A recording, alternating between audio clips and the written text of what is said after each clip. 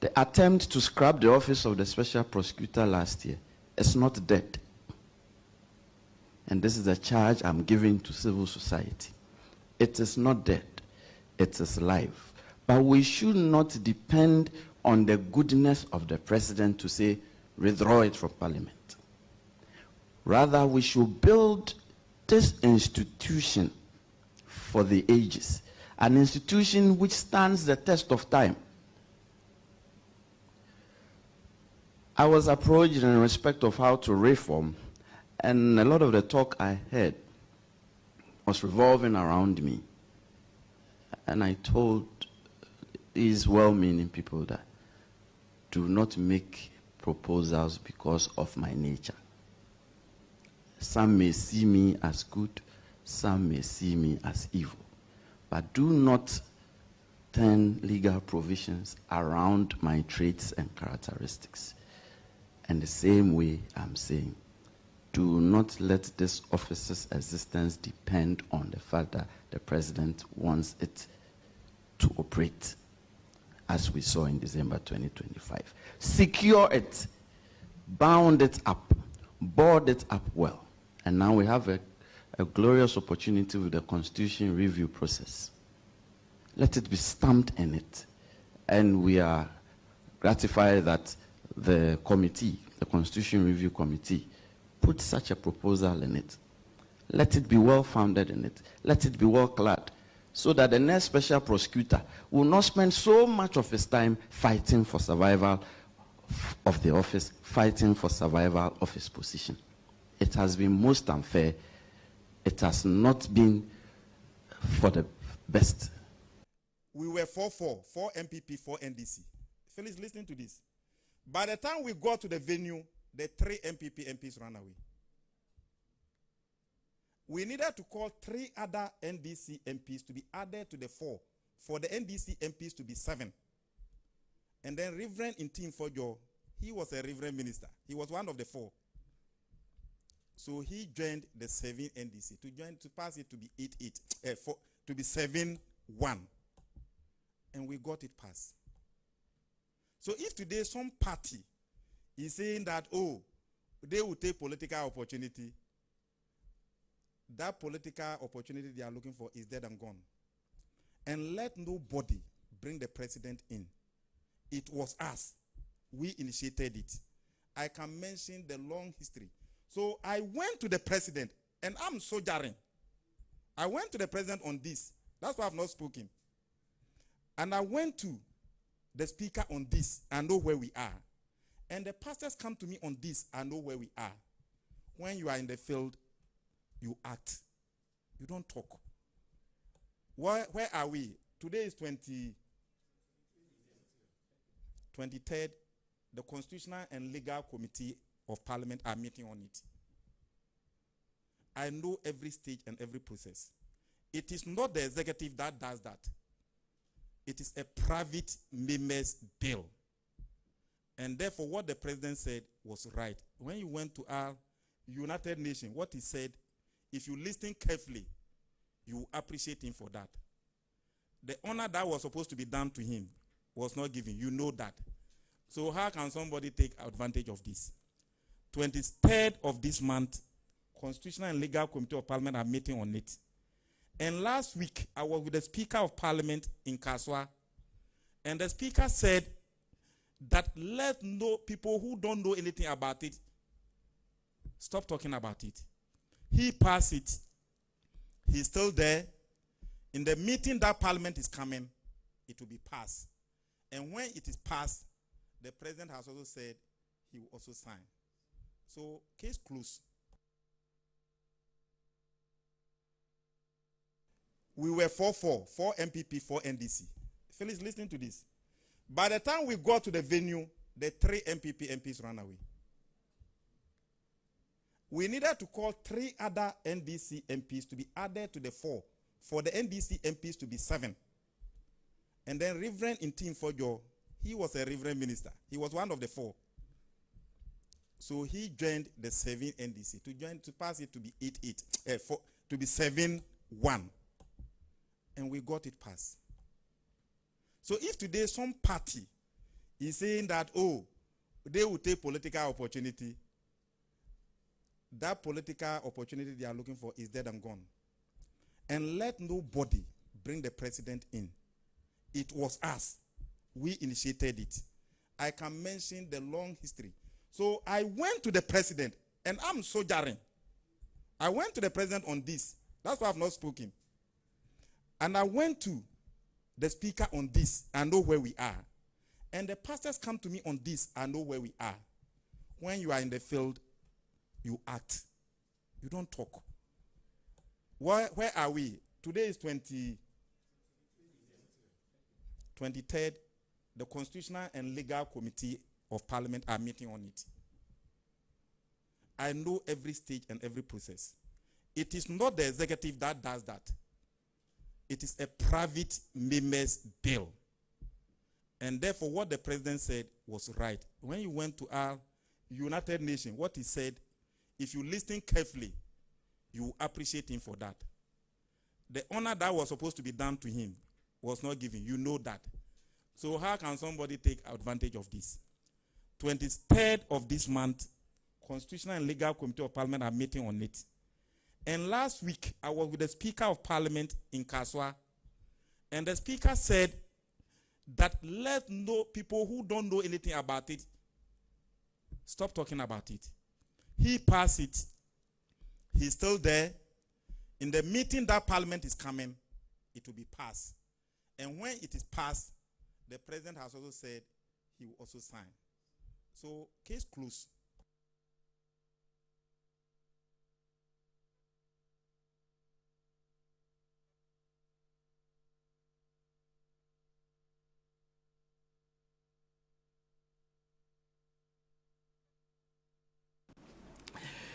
Obia better party biano an interest. Tell you, Obia better political party out of NPP or NDC. And you only a interest in building or the party, no? And that's all be in election.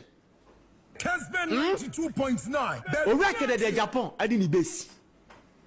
Their interest out of the base is not to win political power. Never. It is never true. The reason why they are forming the political party, the interest, they say, we have to make sure that Dr. Mabudu Bawumia does not become a president. That is all. That's all. They make a what I say. The agenda, everything that he's doing is to make sure, say, Dr. Bawumia does not become a president. Good base. Interest was I do when will be beer will be. I can then write the Edia. Maybe I will be him. Just like Alan Chamatini, echo for me the movement, how I movement. The idea is to make sure that NPP does not maintain break the eights. Why you want this country? Why you so take part of the winning election? I buy people in this war. And I'm speaking based on information. Because since 1992, will be a winning election that apart from NPP and NDC. So based on this information, any conformity party, I will mean 5%. No, make just focus will be at the party and your interest. Okay. All right. Jamaica, what I say, it's a big interest. Now listen, and focus. I'm coming. And focus. Oh, and Michael Quay, your friend say, report the buy. And I'm say you rack in the Japan for free party, and Nutina or Pese or Tene party. But that information came before and Sana or more contested a presidential primaries. So if Sasada and I inform you rack in the Japan to form his own party. I didn't assign information in a long time, no. And son of mobile presidential prime minister. One can say, and your party no mu yame. Mammy, Chimhoname call for me, my own party. Dan say, or contest and son of a sad. And it's simple like ABCD. Or reckon that the Japan does not want to campaign for NPP for Samira Bawumia to become a first lady. There's a beef. Okay. One person be campaigning for NPP to come to power. Na abronye ababe national security cap. You better than yes for national security cap. All right. Men transma sadinisi. Okay. And you pain, yeah, which Ahithophel applied it and defeated later. All what I was saying is that Obi Obekacho say the base no biane and Aba and those are near Moya campaign Edmo Racket de Japan.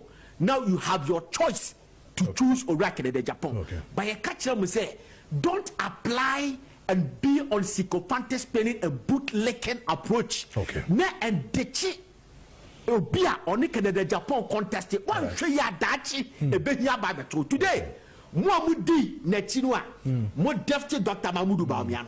He say, well, or to the base. It is either you join him decode the base, and I say you go and because some of the utterances no, irredeemable, irreversible. So bit tell Redosu, Dr. Baumia a liar, why a liar, why a liar. Who did the Japan today? How do you go to Dr. Baumia to reverse all these things? That's why we are saying that in politics we don't inherit enemies. Be very careful your utterances. And Ubibia. Okay. The base Ghana first way, Ekua, Yakika, and one above 16 regions in na Yatimidi, Abba, na Dachibiano, a bit me abaye, Amanuku, na Ababeka, Amanukua, Cassiana, a order dano. Yen name say, Amanukua, Cassia, Wahai, a NDC, MPP. What we know Ghana for?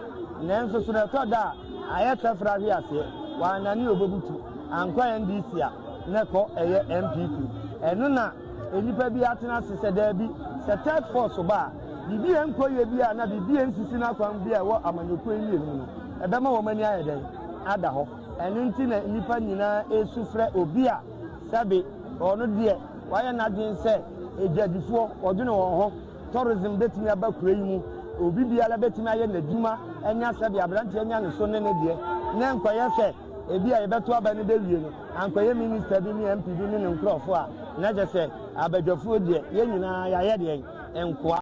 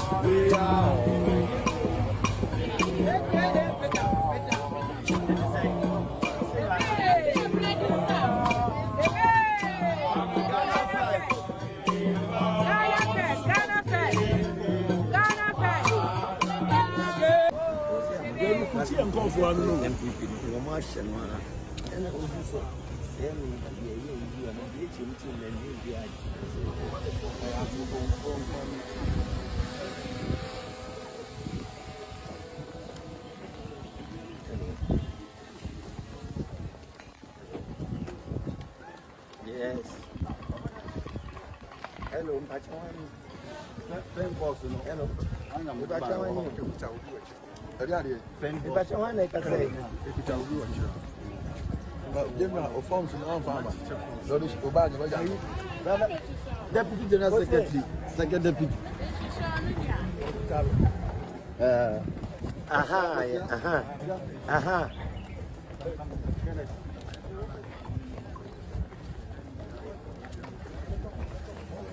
Men na promo na be idea me ye no kasa no let's say anywhere na me ado me bobo be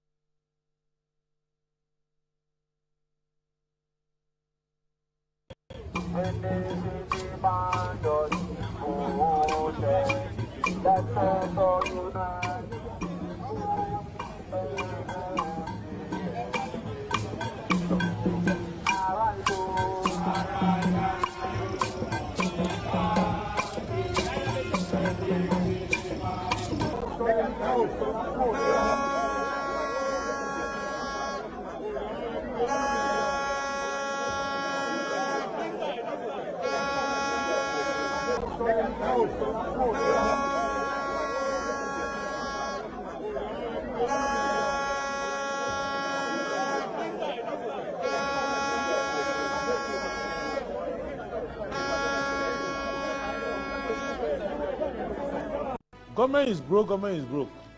But people are spending billions to go inside the government that is broke. Have you ever seen a minister who resigned because government is broke before?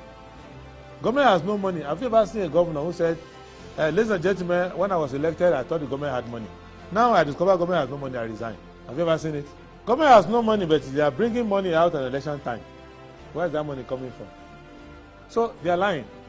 What is happening is that there are two types of wicked people in government. Type 1, they eat current money.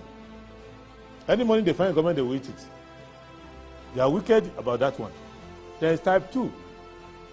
Type 2, they eat current money and future money. They will say, my term will end next year. When I leave, how will I eat money? Let me borrow money now and borrow money of the future and eat it now.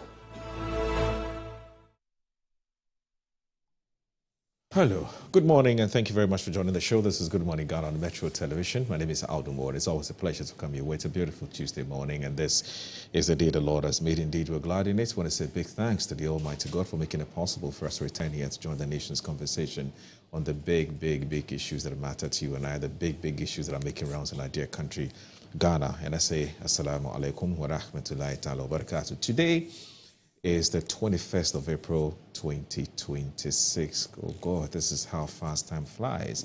We entered 2026 just recently, and all of a sudden, we're in April. Can you imagine? Anyway, what this means is that if you have something doing, just do it now. Don't procrastinate, don't drag your feet, and don't waste any time. I'll go straight ahead and look at what the papers are reporting this morning. As you do know now, we do the online review as well. We do the newspaper, the online review, and so that's exactly what I'm going to do today. Now, Daily Graphic this morning is reporting that government boost power supply capacity 2,500 transformers being installed nationwide. And Asante Honest President Mahama, 2 former presidents with gold medal.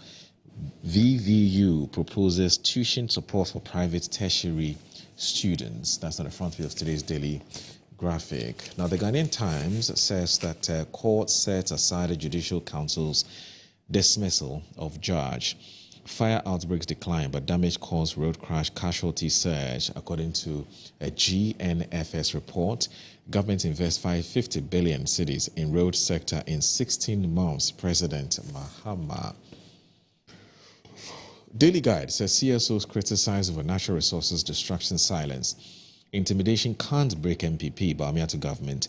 As Nigerian grabbed for operating brothel. And as Wuntumi gets another chance to file witness statements. The Insight, Ghanaians demand repeal of 2018 U.S.-Ghana Defense Agreement amid rising global tensions. Why join the signature campaign to remove U.S. military base from Ghana? Does Africa's exclusion from UN Security Council erode global credibility? According to VIP, the mindset for aviation and infrastructure renaissance, Ibrahim Mahama, judiciary under threat, Law Society warns over minority leader remarks, and as Palestine marks Prisoners' Day with call for global action for detainees. 6 foreigners behind armed Galamsey network busted. The Ghanaian publisher says demo rocks Adamu's mining. Lands Minister urged to act. Government raises chiefs pay by 300%. And as Bamiatu Mahama stop harassing critics, this court allows Wuntumi to file witness statements. That's with the Ghanaian publisher. Now, if you look at the Daily Post of today, it says court gives Wuntumi final chance to file defense in mining case. And as government investing nearly 50 billion cedis in road reconstruction, and that's according to Mahama. And as GMTF boosts renal care with delivery of 2 new dialysis machines and critical equipment to Hohoi Hospital. The Economy Times says investors diversifying away from T-bills. This IMF signals optimism for Ghana amid lingering financial headwinds. And as GCB Bank declares 1 cedi dividend as growth surges. That's of today's Economy Times. Now let's check out the other papers that I have today. So if you look at Ken Crunch's Daily Daily Searchlight. Yes, the Daily Searchlight this morning is reporting that it will be Chemupe in Ashanti region. Asiedu Nketia targets 50-50 votes split in Ashanti region for NDC. New political party comes with a question mark. The Bayes movement outdoors ultramodern headquarters. There's face-off in Wuntumi trial. Judge insists on racing forward in spite of appeals. Bamia reconciles with Kennedy Japan to strengthen MPP unity ahead of 2028 polls. The 78,909 deaths recorded in 2025, local government minister. New political, okay, I've looked at this already. It's a new political party, which is the Bayes movement. Now, BNFT says CSO's call for reforms to strengthen MIF.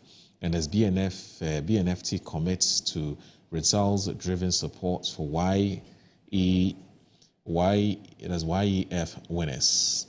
As Oyster Agribusiness deepens rural push with farmer awards and new growth plans. BOG targets diaspora billions for bonds, SMEs, and infrastructure. And then there's what 8 years in the wilderness taught me about business. Very interesting article by a very good friend and brother, Mr. Sedu Agongo of the Zira Group of Companies. I think that you must grab it and have a look at read the article for yourself. It's very, very, very revealing and very interesting as well. Anyway, so, well, let me just go online and look at what the online portals are reporting. So my Joe Online this morning says that Akonta Mining Court gives Wuntumi last chance to file his witness statement. And then there's also Bost to lose 40 million cedis from suspended margins of fuel, according to Deputy MD. And the CAGD rejects viral claim of 427 million cedis on earned salary, says payroll system cannot pay beyond approved limits. And as power is transient, Otunfo warns against political interference in chieftaincy. And then there's also City Newsroom. It says that power is transient, stay out of chieftaincy matters, Otunfo to politicians. Teachers receive salary arrears as Finance Ministry approves payment. Asantehene distills Chiame Kofinti. And there's over 100 communities in Volta region at risk from tidal waves, according to Anglon MP. Now, Ghana Web says that you are all thieves. Watch as woman slams Methodist pastors and elders in church. And there's RENAC pledges 100,000 cedis to support promotion of a Chame Kwame's song, Clap. I've heard that song. It's a beautiful song. It's a nice song. Yes, Chame Kwame, congrats. It's a well-produced and well-thought-out content.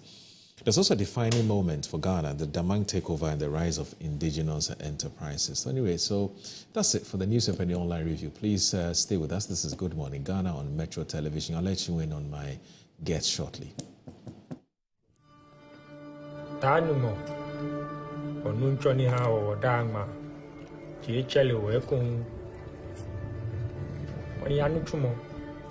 Osole mojiake ubawo nani aya baba shushuishwe.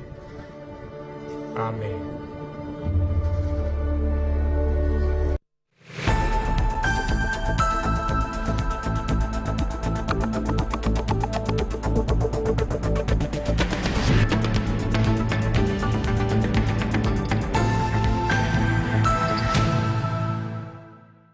Finding the ideal property shouldn't be a daunting task. At MNC Properties, we believe everyone deserves a place to call home. That's why we specialize in providing affordable housing options under our flagship project, Fresh Property Joy. Specifically designed for low and medium income earners. Our range of customizable homes includes 2 and 3 bedroom standard and executive options, all meticulously crafted using innovative interlocking brick technology. We understand the importance of simplicity and convenience in the acquisition process. That's why we have designed our procedures to be straightforward and hassle-free, offering flexible payment options tailored to your individual needs. In addition to our affordable homes, we proudly offer litigation-free lands for sale in vibrant and upscale communities that present the perfect opportunity to build your dream home. We are committed to making affordable housing a reality, providing you with the joy of owning a home that meets your budgets and aspirations. Whether you're looking to buy, rent, or invest, we've got you covered. Our service team is ready to assist you on 030-255-1917. MNC Properties. Mommy, good morning. Good morning, my son. How are you? I'm fine, thank you, Mom. How about you? I'm fine. Joe, I just saw your mom doing her usual morning routine. Like, it was just 2 weeks she underwent a major colon surgery. Bro, see, my mom is doing perfectly fine, and we're all excited about it. It was minimally invasive surgery, and the recovery has been very fast. Minimally? Hey! No, wait. What do you mean by that? So they offered my mom a laparoscopic colon surgery. Laparoscopic colon surgery, which we accepted. It turned out it was equally safe with a very fast recovery time, and the cost involved too was very, very reasonable. She was discharged 3 days after the surgery, and you can see her, she's on her feet again. 3 days? Just 3 days, bro. Mean Tuber Hospital, first Ghana colorectal center, in to serve a peculiar health need.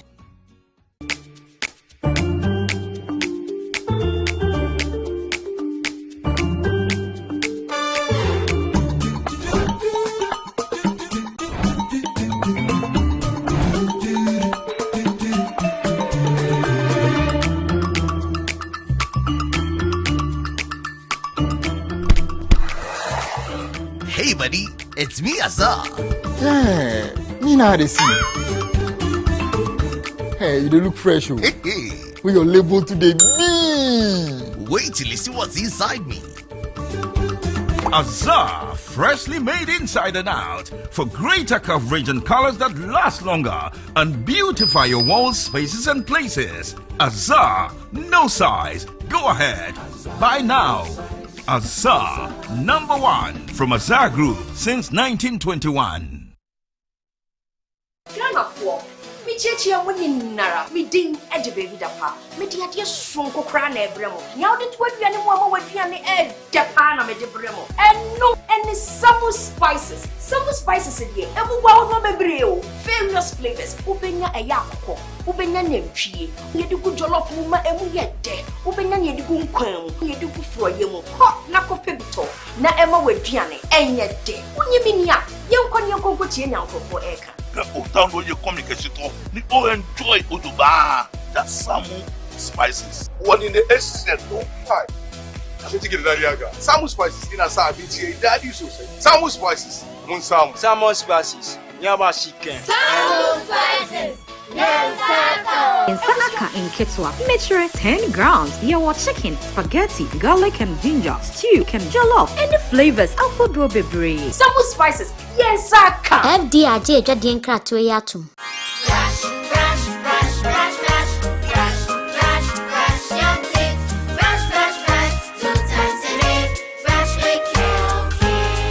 Hello, my friends. My name is Calcate's Toothpaste. Wow. I was made to be gentle on your gum, but protected.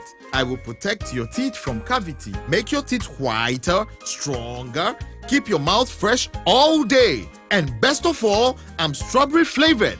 So put on a smile and try me. That's amazing. Just try me. That's my job. If you say so, jump on my brush. Makes your teeth stronger, ticky whiter, ticky stronger. Yay! You did it! I'm glad you like your new toothpaste. Don't forget to brush both day and night. Calcates. Happy smile.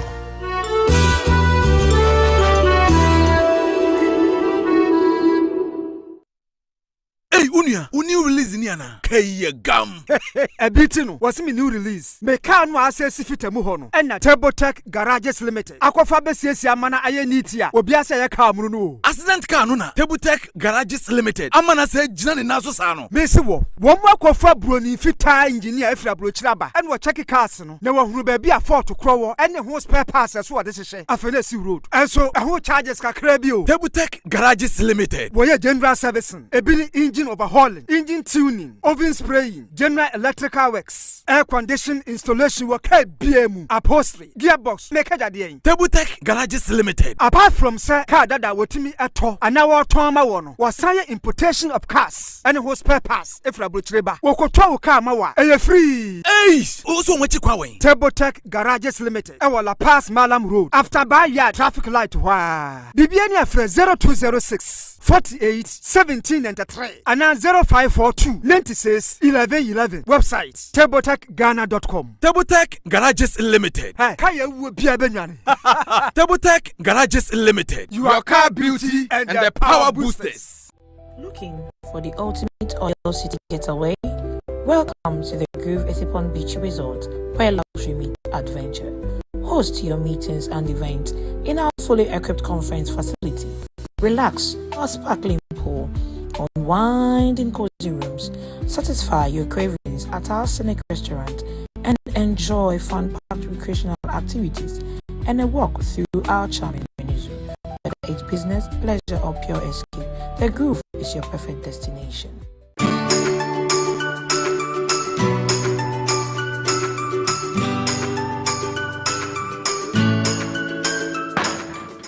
Hey, Bunty, why you there? One lie, tell her today will give me my money. Oh, my guy, what's up? Oba un 17 and dede baby. Scan on ASA. 500 cities per. Ah.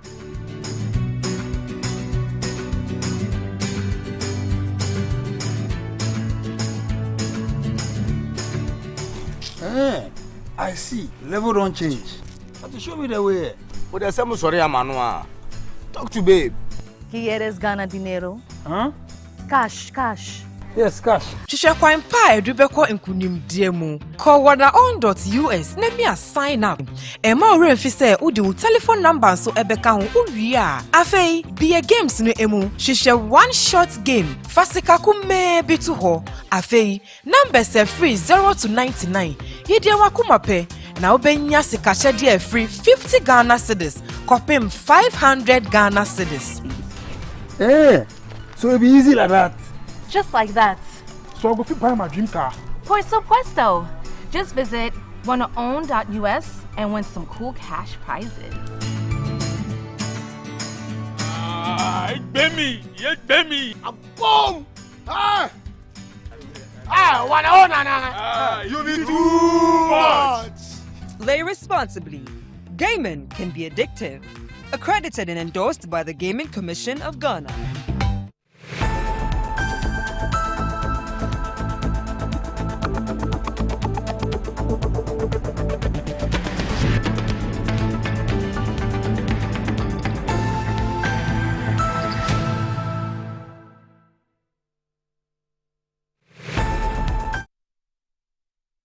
Welcome again to, well, I'm saying you're welcome, you're here. So thank you very much for staying with us. Is what I should be telling you for staying with the Good Morning Ghana show. My name once again is Aldo Moro, and I told you that I'll be letting you my guests on the show shortly. One of them is here. A very, very good friend of mine, is almost like a brother to me, except that he doesn't look for me. Yes, he's supposed to be a brother, but he doesn't look for me, which is fine. I can accept that. He's busy. He's also busy because he wants to move from his current position to a different position. So he's been going around, I believe, doing the consultations and also basically telling his party people what he wants to become in the future. So I can accept that. He's called Mr. I don't know whether he's an allergy. But for now, let me maintain there. Salam Mustafa. He is the National Youth Organizer of the NPP. He's one of my guests today. He hasn't been here in a while, though. Good morning. Assalamu alaikum. Brother, how are you? Wa alaikum salam. And always good to see you. Always good to see you too. Well, I can tell. In fact, I shouldn't have asked you how you're doing because everything shows. Yeah, you can see the position written all over my face. The Amamo Bonnie is written on my face. Really? Yes. But the way you look, are you sure that Mama is It's just for TV. It's just for TV? Yes. You mean your Mama made you up? Yes, so you don't look what you're supposed to look? Yes. When I came and she saw me, she said, no. Because you are going on TV, let me pinch you a little bit. Don't let the whole world know you're suffering. So let me make you up so you look good. You look good. Because the system is biting. Yeah. But it's good to see you. Yeah. It's good to see you back. Good to see you. Good to see you. And it's been a while. Yes. You've been here once, I believe, in 2026. On Good Morning Ghana, or twice. Once or twice. Once or twice. Yeah. But usually, sometimes I like to disappear a little bit. You know, go around, touch base with party people. You know, I am not really in pursuit of a different position here. For me, the most important thing to do now is to put the party on a good footing. That's only when we can aspire for other positions. So for me, it is critical that the role I occupy, we do the most necessary things to ensure that the house cleaning, the preparation, getting back on our feet is well done. So I'm taking my time to ensure that I leave behind a stable platform for the next youth leader of the party, you know, to continue, where I can ably support the person to ensure that we are able to keep the party running. I'm a full-blown party person. You know, interestingly, in 2022, I moved from government to come into party, not the other way around, that people move from government, from party into government. So it tells you my commitment to party work. That's what defines us essentially. And it makes me feel happy when we are getting it right. And I'm sure yesterday we opened nominations for polling station elections. Hopefully by middle of next month, we would have done our polling station elections to ensure that the base of the party is reorganized. Then we'll take up the rest of the structural elections as far as reorganization is concerned, so that the party is put in shape, you know, for the battle 2028, so that we can send the NDC back into opposition. So I remain fully committed to party work now, and as of time for campaign and all that, it will come. Though alongside, when you go on the ground and you're interacting, I mean, every single day, you know, it's also campaign once you're interacting with party people. So be it as it may, we are committed to ensuring that we hold the party like we came to meet it, like it's been there, so that we also leave it for generations to come. So we are on good course for now. Do I get the impression that the initial information that we picked up that you had intentions of contesting the national organizer position is something that you have jettisoned? It's still very much alive? Okay. I will run. Right. But for now, you're more focused on reorganizing the youth base or the youth front of your party. Yes, and the entire party. In general. Right. You know, as a sitting executive, your first priority is not necessarily looking for a new position when, you know, there are hurdles, there are challenges that you need to fix. So for me, that's the most important thing.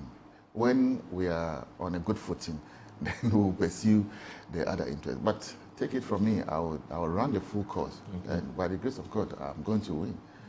Because, I mean, the track record I'm going to run on is a solid one as far as party organization, party mobilization is concerned. Across the regions, across constituencies, you know, what I've been able to do within the period of my mandate and all that.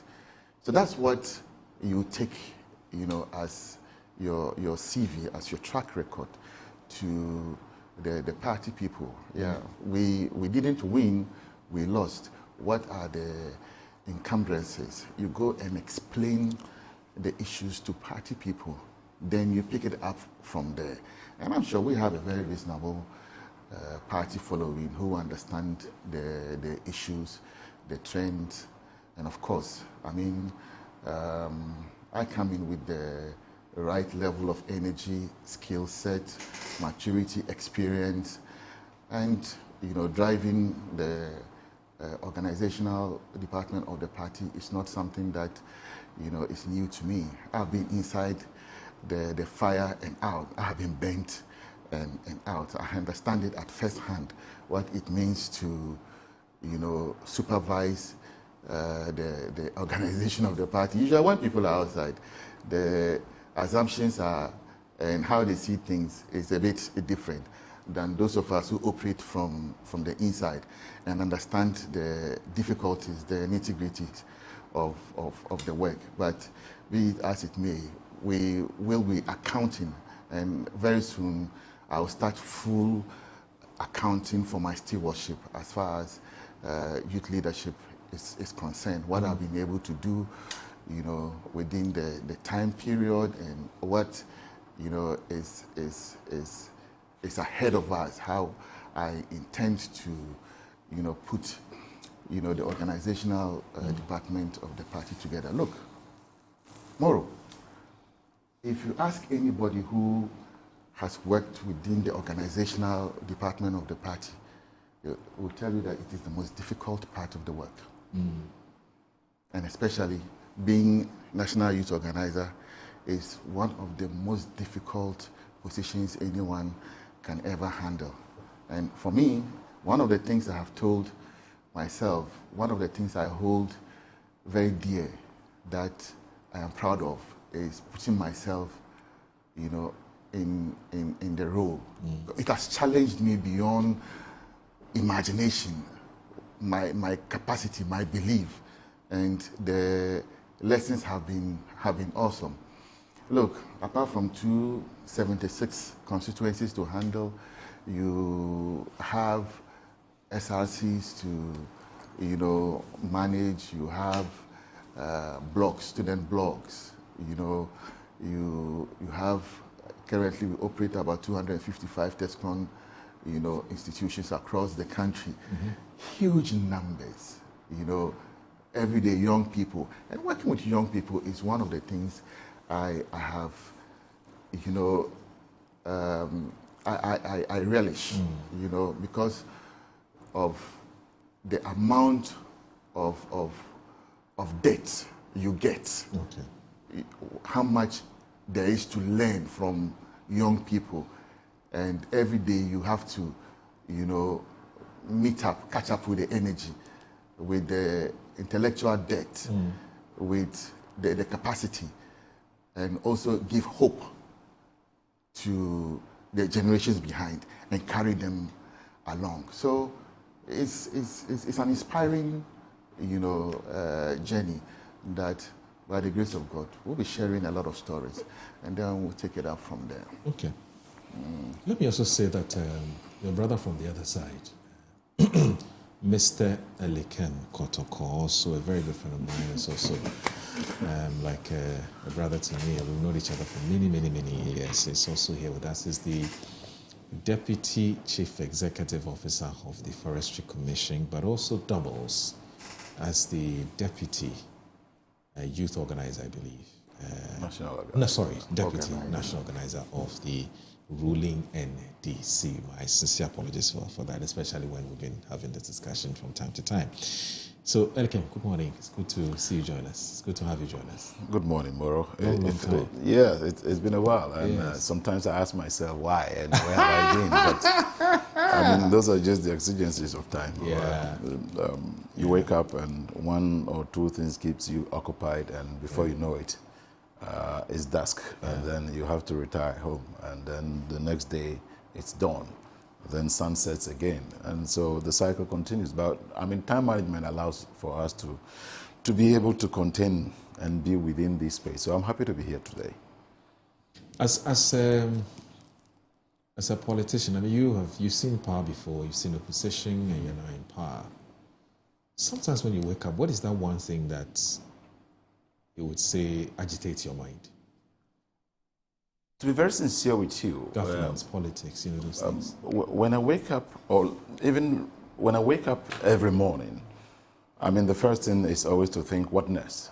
What next to improve? And my underlining principle has been that the country I live in, the nation I love so much and belong to, should be better or get better in my lifetime.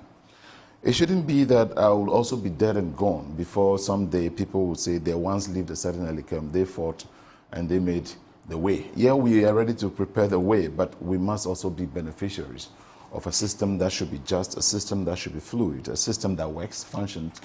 And so I have always said it, that, I mean, no African country has the right to be poor. It has been by choice of leadership. And because if you've even traveled to a single or two of the developed countries, there's nothing so unique that they are doing which you cannot do. And it has just been character, willingness, discipline. And over the past, from the beginning of this year, I have been on a mission to advocate for something, what I call the DEPT. And this is very necessary in our basic life, in our politics, in everything we do. And DEPT is the D stands for discipline. And if you are disciplined, you can conquer. If you're disciplined, you can achieve, you can succeed, and you can get things done, results. If you're indisciplined, you cannot.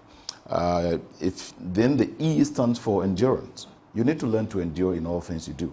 There are times when even in doing good things, you still must endure, making some sacrifices.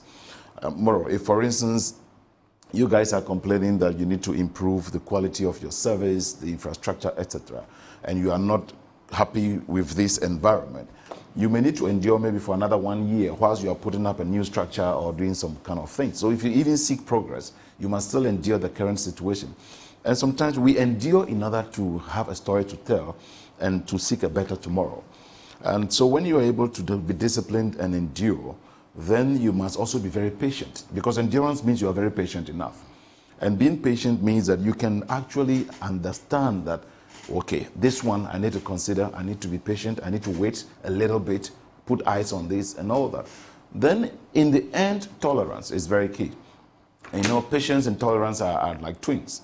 So when you are able to tolerate other people, tolerate other things, tolerate even challenges, you are able to surmount them over time, knowing very well that that level of, that moment of tolerance allows you to reflect and also build yourself better. So the DEPT is a principle I have believed in long, and I think that many Ghanaian will need some of these on their side as a development-oriented focus in terms of what I'm going to ask the two of you this question before we take our next break. Salam. Why is there this genuine difficulty? And I think we've had this conversation before, but now that Elikem is here, and I'm asking because of Elikem's dual role. As a deputy, as first of all a public, as a government appointee, and then also as a party officer. You know, the genuine difficulty in satisfying your party followers or your party's base, you know, it appears the two political parties have really struggled in that regard, where a party campaigns with its own people, they get the power, people are given appointments, and yet, especially for someone like you, National Youth Organizer, on every single day, people are either texting or they are calling, some of them come to your house, some of them are chasing you at the mosque, and it's two things. Is either give me money or give me cash. Or you either give me money or give me a job.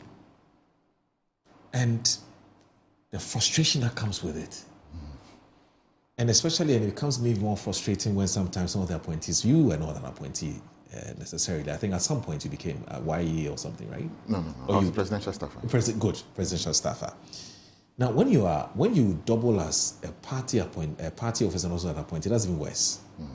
Because you don't even have the right to tell somebody, I don't have it, come back another time. I mean, can we sustain this? You know, because during your time, this matter came up. In fact, one of the reasons that some people, when you look at the figures in the 2024 elections, the reason some of your people didn't come out was the fact that they felt that nobody cared about them. In fact, there's some movement which has been trending for some time, and perhaps we'll talk about it if there's some time. You listen to some of this. Oh, well, I left the NPP because when NPP came to power, me throw your mom pick it. It's try well me cool. He was to say, wait, just say my brain good kind of thing, you know. I mean, it's and that's why I ask you that when you and that's the reason I asked you. So when you wake, what's that one thing that agitates your mind? How do we deal with this matter? And is this democracy that we're practicing? How sustainable is it that you can come to power, you can do all the beautiful things, build roads, healthcare, fantastic, you know, education, everything's on point. But you go to opposition because if somebody says they've been calling you, you're not picking. So the person is upset and says, I'm going to vote for you again. I mean, how do we surmount this obviously huge and humongous challenge? How do we do this? So, Boro, it is the biggest challenge for especially the two political parties, and one of the huge hurdles we run into. If I show you most of the reports that I wrote when I go around and I come back, you know, to submit a report. Post your defeat, eh? No, not even post. Or even when you're in government? When we're in government. Really? It will amaze you some of the things that I reported on. Oh, so these were sentiments you were picking while you were going around? Of course. I mean, for 8 years you are in office and the numbers keep growing, young people who want jobs. Mind you, the system churns out over 100,000 graduates every year. And some are extremely politically active and aligned to you. And they finish school and come out after having gone through TESCON, you know, done, you know, shouting, poster flying, you know, pasting of flags and so on and so forth. They want jobs you can give them. They get heartbroken, you know. Look, I tell friends, people all the time, the volumes we deal with is so humongous that catching up is almost impossible. But I can understand grassroots party people on the other side because they feel a certain disconnect. And these days I've been reading from, you know, government officials and the same rhetoric. We are calling you, you are not answering. Yes, if you go on social you know, media, if people have left us, and, you know, posts of genuine party people, bona fide, who would say, okay, now that the election is over, you have left us and you people are enjoying and we are here.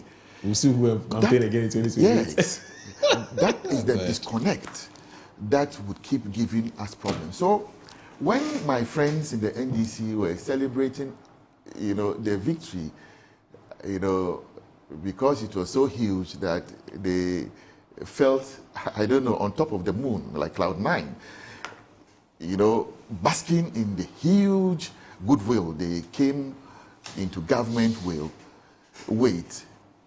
I said, give them time. And unfortunately for them, within just about 15 months or so, they have reached the elastic point of the goodwill. That bubble is burst. Because we give so much hope to young people. Oh, we are bringing a certain 24-hour economy. One shift, 3 people, you know, 3 jobs. So all of you will get work to do. Then the youth will say, yes. Mind you, the youth are always in the majority. When I have a document I did, when the flag bearer, you know, asked me to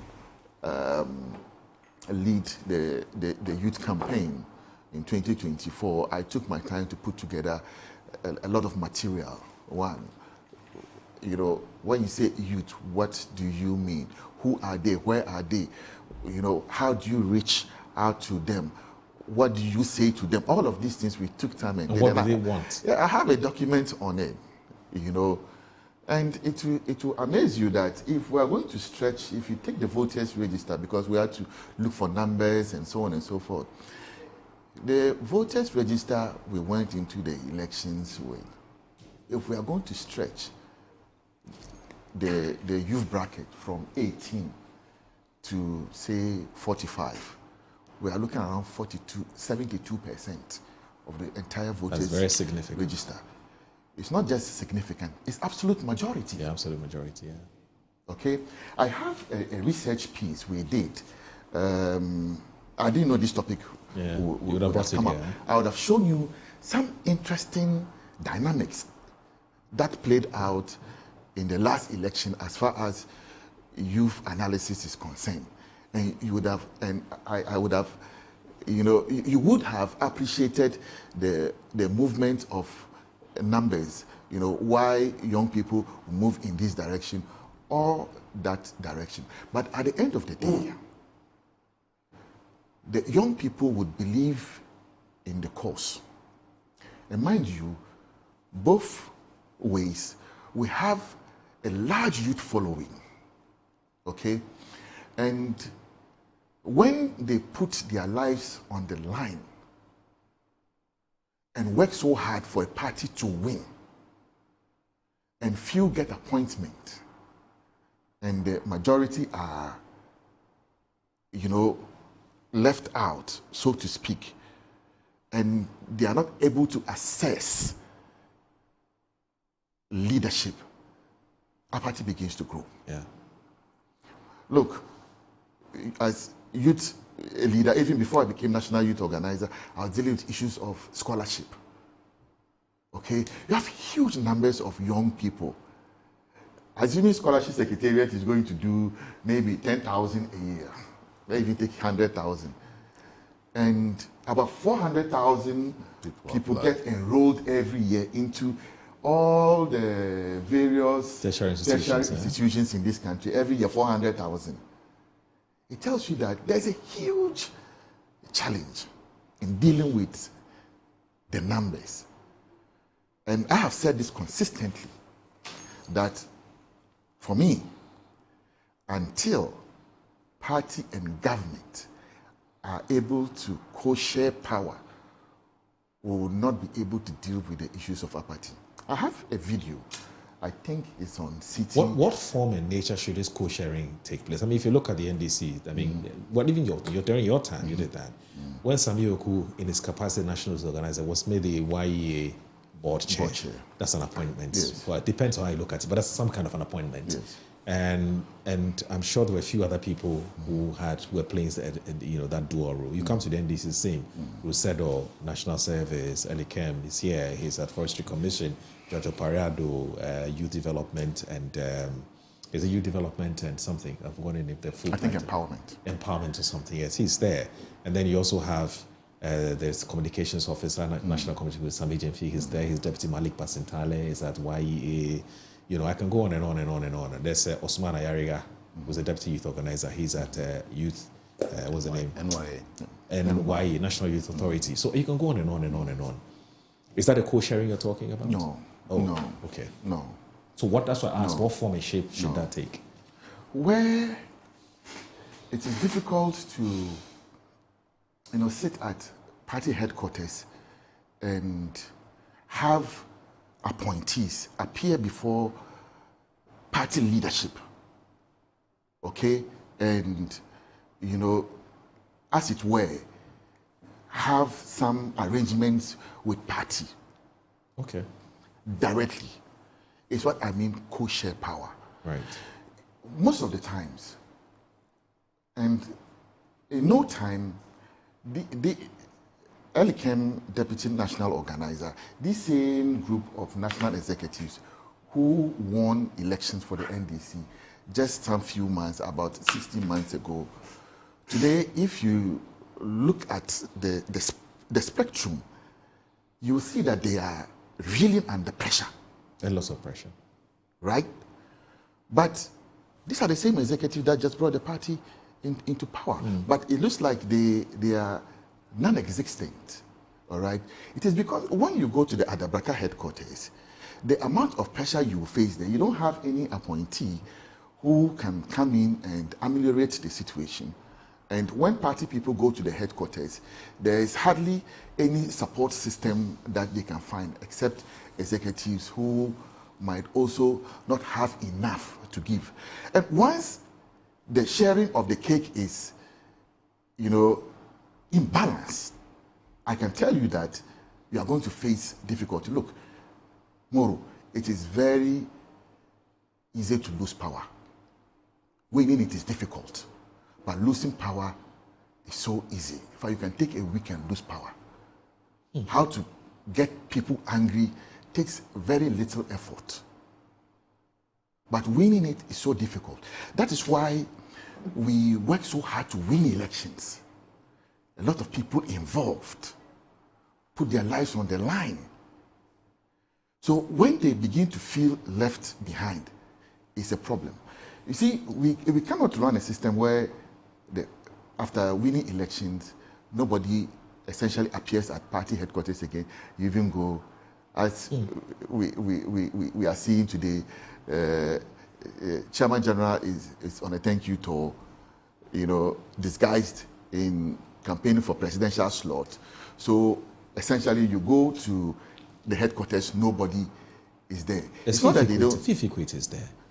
Barbara Samoa is there. I'm sure that even you have to catch them on the wheel.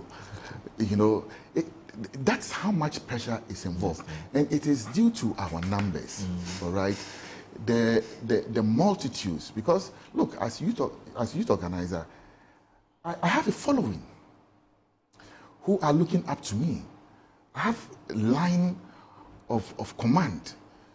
Constituency youth organizers and deputies, TESCOM presidents, and so on and so forth. They are all looking up to you, but what is coming in is not there. So then, when you want to micromanage the situation, then you become, essentially the target. So you virtually maybe have to ration calls for a better management system, that because what you have is what you give. Let me tell you, I think the last time I was here, I mentioned this to you. This Tim Tony, I'm sure if he's watching me, and one of my guys, Tero, and most of the guys who earlier in the life of the administration, when I was assistant to the vice president, used to come to me, and every month I shared my salary. Everything. Every month? Every month. So when people call me in the course of, the week, whatever, I tell them, you contact me at the end of the month. At the end of the month, it's not magic I am going to do to get but you know what? You know what surprises me? Yes. I'm going to move to Elike. It was the salary I was waiting for to this year. Yeah, but you know what surprises me? Yes. And maybe after I come back to you on this, but Elike, you know what surprises me? Even before you tell me about, even as you prepare to paint the picture, how the pressure is like and how you're dealing with it, because you have been on social media several times trying to talk to the parties, because you have such a huge following on social media, And I would want to know what really is his motivation for this constant engagement that he does, and whether he thinks that it's working in the first place. But you know what surprises me, Elegant? Look, let's not play the ostrich, and let's not pretend. Some of your colleagues are occupying positions that are more lucrative. Me, I like to say it as it is. It's much more lucrative. I don't want to mention these institutions before people will tag me and say that I'm trying to destroy somebody's image. But some of the appointments are very lucrative. Not because the person is a thief, but it's just the industry you play. I mean, the people there are people who are making a lot of money. They're private businessmen who are very happy that you are there, and they want to be friends with you. They want to come and support you. I've constantly asked this question: how difficult is it, for instance, when you were at the presidency, for you to pick your phone and call a colleague appointee who you're not pretending, you know it as a matter of fact, that's a reality, that the person's position or office, is much more financially rewarding. And to say that, my brother, I have 20 people who want to go to school, but they can't pay their school fees. Can you support it? Even if the person can't take from their personal, from their personal kitty. But can say that, oh, there's this person who does business with my institution, but the person is also a very good friend. Perhaps I've known the person for a very long time, but the person continues to do business with my organization. Let me also speak to the person and see if the person can support it. You may not have that luxury because of where you are, right? How difficult it is to follow a colleague or some of your colleagues who are doing better financially to say that support me for me to support the party. So you hang on with that question, because when I keep hearing, I have to depend on my salary, I have to depend on my salary, I have to depend on my salary. Where are your friends? Why aren't they helping? Why are people anyway? Anyway, how's the pressure? You are holding two positions, government appointee, party office, and people are calling you for jobs. Yeah. They want to work at the Forestry Commission, or they want to work in different places. Yeah. They know somebody there is your friend. Why can't you speak to the person for the person to give you a job opportunity? People are looking for money for all kinds of reasons. Yeah. What's your experience like? Yeah, Moro, the pressure is real. And permit me, to be as frank as I can to you, to say this morning that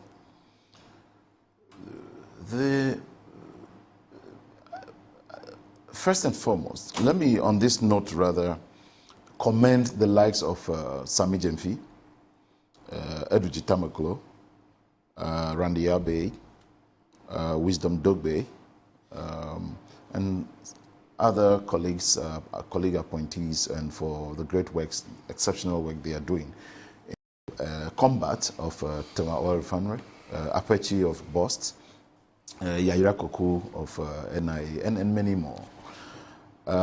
This is not to commend them for the greater works they are doing.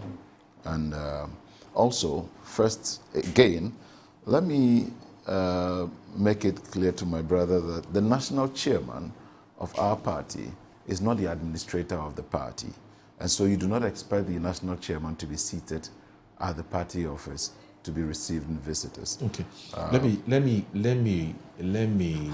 beg you. Yeah. I want us to take a break so that when you move to the second year, I don't have to interrupt you, because I know you're taxing me at the moment. Yeah. So watching Good Morning Ghana on Metro Television, we're having a very important conversation. We haven't started reviewing the papers yet, but there's a problem. The two major political parties are facing the same problem. That anytime they come to power, the expectation from the rank and file is massive.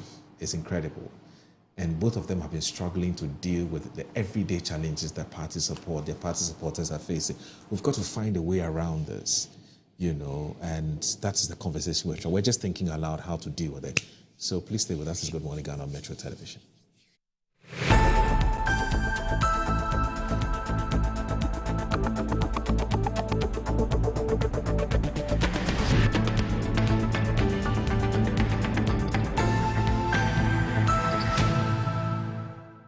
Finding the ideal property shouldn't be a daunting task. At MNC Properties, we believe everyone deserves a place to call home. That's why we specialize in providing affordable housing options under our flagship project, Fresh Property Joy. Specifically designed for low and medium income earners. Our range of customizable homes includes 2 and 3 bedroom standard and executive options, all meticulously crafted using innovative interlocking brick technology. We understand the importance of simplicity and convenience in the acquisition process. That's why we have designed our procedures to be straightforward and hassle-free, offering flexible payment options tailored to your individual needs. In addition to our affordable homes, we proudly offer litigation-free lands for sale in vibrant and upscale communities that present the perfect opportunity to build your dream home. We are committed to making affordable housing a reality, providing you with the joy of owning a home that meets your budgets and aspirations. Whether you're looking to buy, rent, or invest, we've got you covered. Our service team is ready to assist you on 030-255-1917. MNC Properties. As the days come and go, there's always shit. Let colleagues explore all the planetary bodies. Our mission is in Uranus to treat hemorrhoids, anal fistula, anal fissure, anal incontinence, hydradenitis suppurativa, using laser ligature for pain-free and speedy recovery. On Uranus Street, Accra, as Main Tuber Hospital and Coloproctology Center. Trust Uranus with us and we will delight you. Visit the Main Tuber Hospital today or call us on 0244 581 541. In my line of work, a confident smile is everything. Kel Charcoal Toothpaste keeps me on top of my game and ensures my smile is always radiant and bright. With the tiring nature of my job, we spend several hours under the scorching sun. To keep our teeth white and our breath fresh all the time, we use none other than Kel Charcoal Toothpaste. Kel Charcoal Toothpaste. You're on a Kessie and in a kit one. Samayo Kendini, a who be here, Semetra Sapapadia to a mammy man for Kel Charcoal's natural ingredients, and a bomb is several buying, a man is swing, Nesasu Mama Hotel so a will beg you. Kel Charcoal Toothpaste.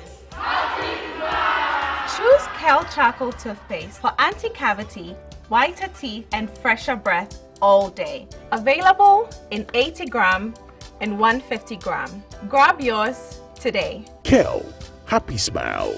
This advert is FDA approved. Yes, next. Hey, Nadia Benson, Me didn't tum Mr. Femi Kalika, just call me cockroach. Now, Mr. Femi once now. Hey, that's you. Improve car. Yeah. Captain was key to double the action.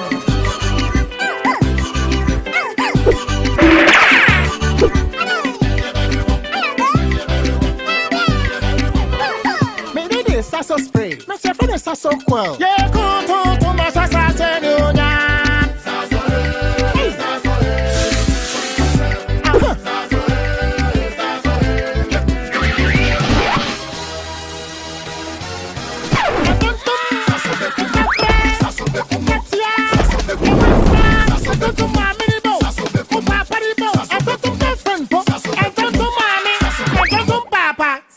Come tum preko.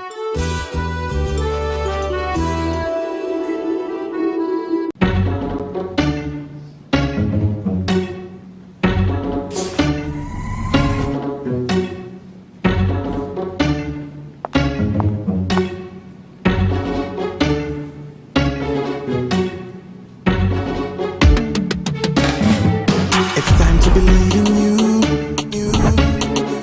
We are changing, so should you. If you're dreaming, don't be afraid. And in the valleys, keep your head up high. Dare to dream with Puma drinks. Yeah, believe it, you can achieve. Oh yeah, clap your hands for the whole new vibe. Make we set the bliss. Oh yeah, come alive. Let me hear you.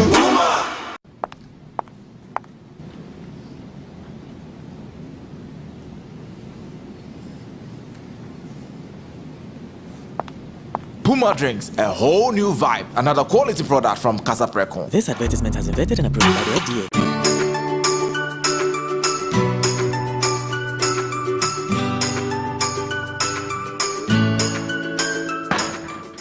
Hey, Bunty, why you there?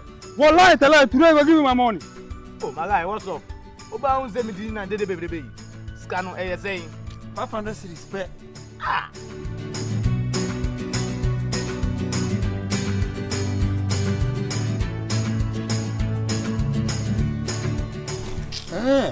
I see. Level don't change. But to show me the way. But there's some sorry, Amanua. Talk to babe. ¿Quieres ganar dinero? Huh? Cash. Yes, cash. Hwehwɛ kwan pa edu bɛkɔ nkunimdie mu. Call on.us na me sign up. Ema ore mfi sɛ wode wo telephone number so ɛbɛka ho uwie a. Afei, be games no emu. Hwehwɛ one shot game. Fasika kume bi to ho. Afei, numbers are free 0 to 99. Yede wakuma pɛ. Na obenya sikakyɛde free 50 Ghana cedis. Kopim 500 Ghana cedis. So it be easy like that. Just like that. So I'll go fit buy my dream car. Por supuesto. Just visit Wanna own.us and win some cool cash prizes. Baby, yes, baby. A boom! Wanna own You be too much. Play responsibly. Gaming can be addictive. Accredited and endorsed by the Gaming Commission of Ghana.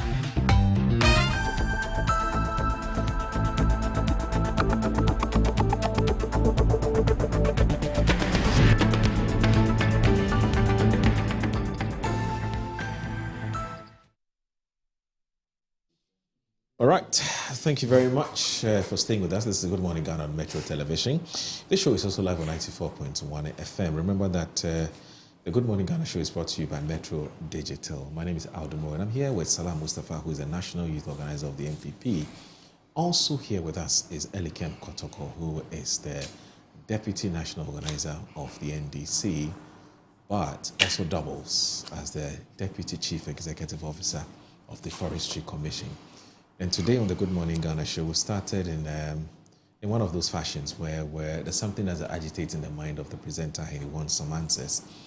And my challenge has to do with the unbridled, incessant pressure that the two major political parties come under from parties rank and file for jobs and cash. And in some cases, they just want one form of favor or the other.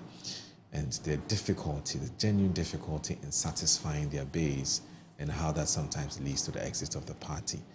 And we're trying to brainstorm and think through some of the challenges. Now, the reason why I brought it up is also because the two of them are at the helm of party organization, one youth, one national.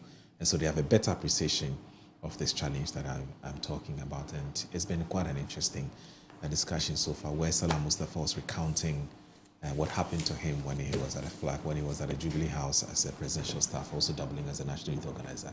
And he tells me that it's not a joke. It's a very, very difficult thing to navigate around. And he proposed that he thinks that where the party and the government are in sync and they work hand in hand, it deals with the matter much better than when the party is on one side and the government is on the other side. And so he makes a proposal about, he proposes what he calls there must be, there was something you said. Co-sharing. Co-sharing, yes. Anyway, so Elikem, you are weighing in on this matter and expressing your view as well. Yeah, I forgot to also make special mention of the NLA boss, Salam. Salam. But you see, this was doing well, eh? Yes.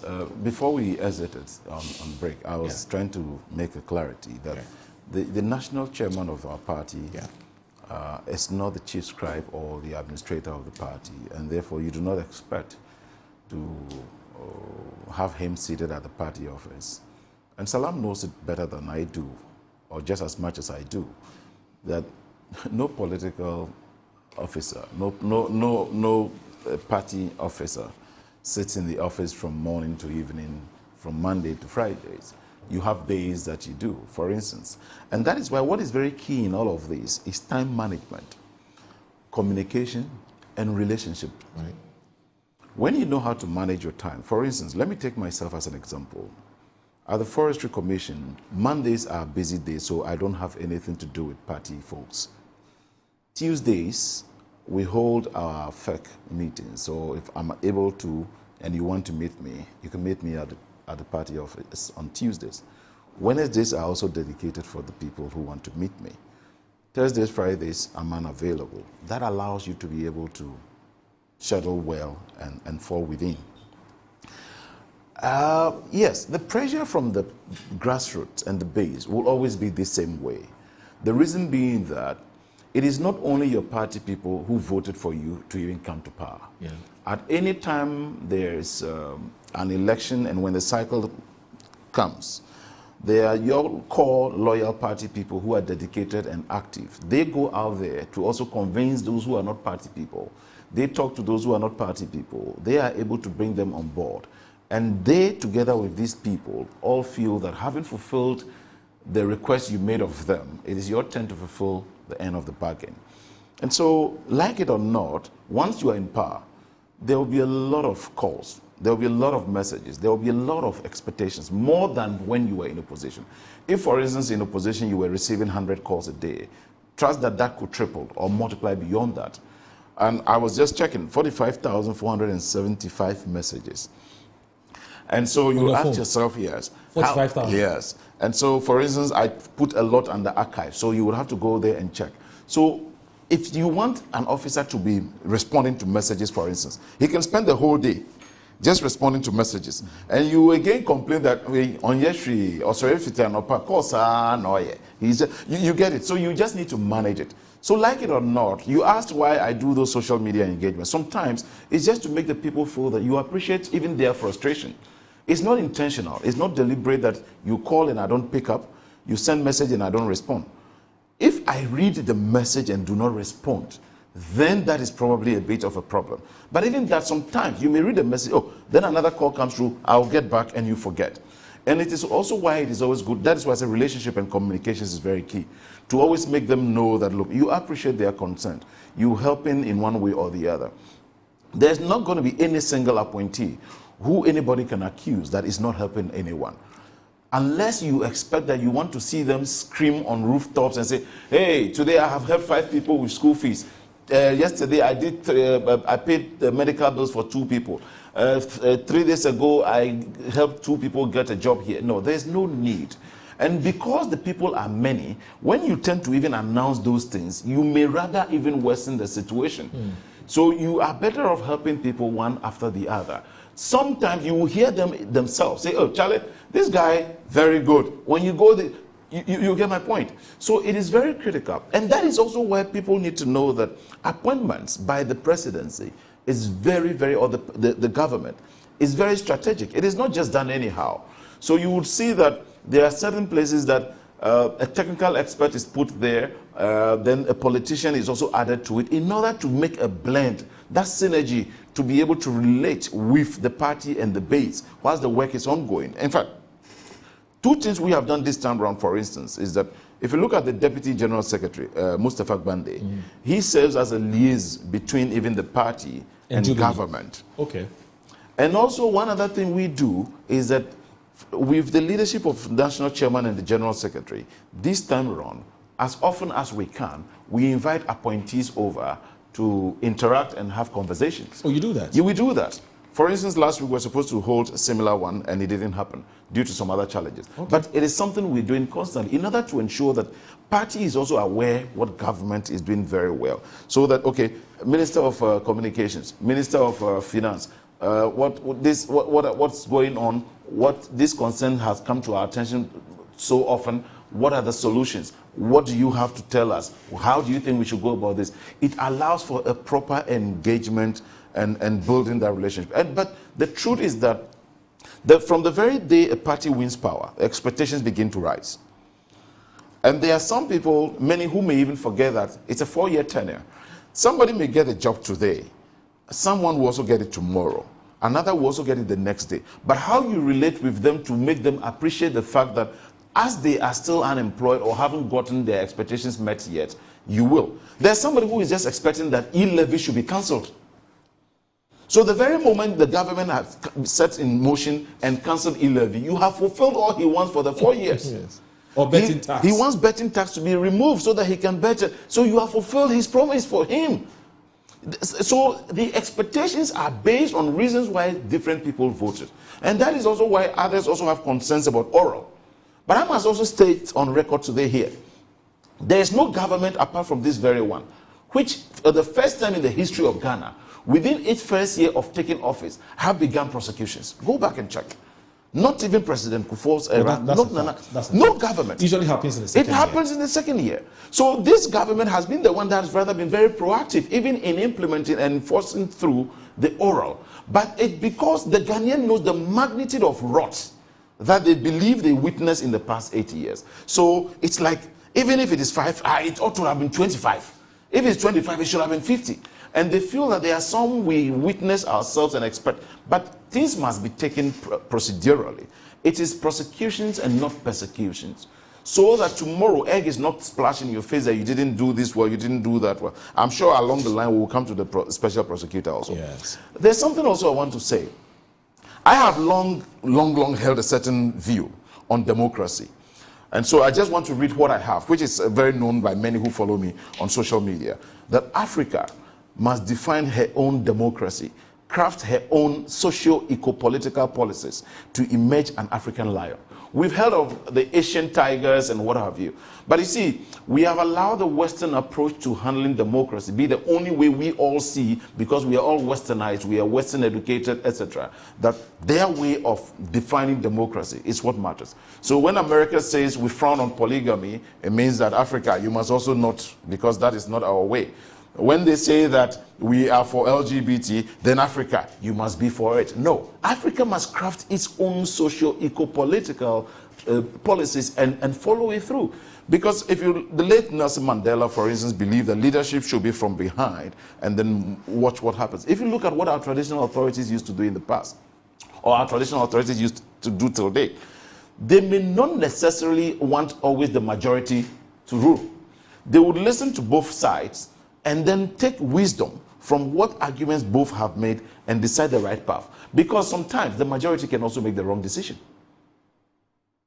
You see, because I believe that, for instance, many were those who believed in so many things in the past. I don't want to make it too political.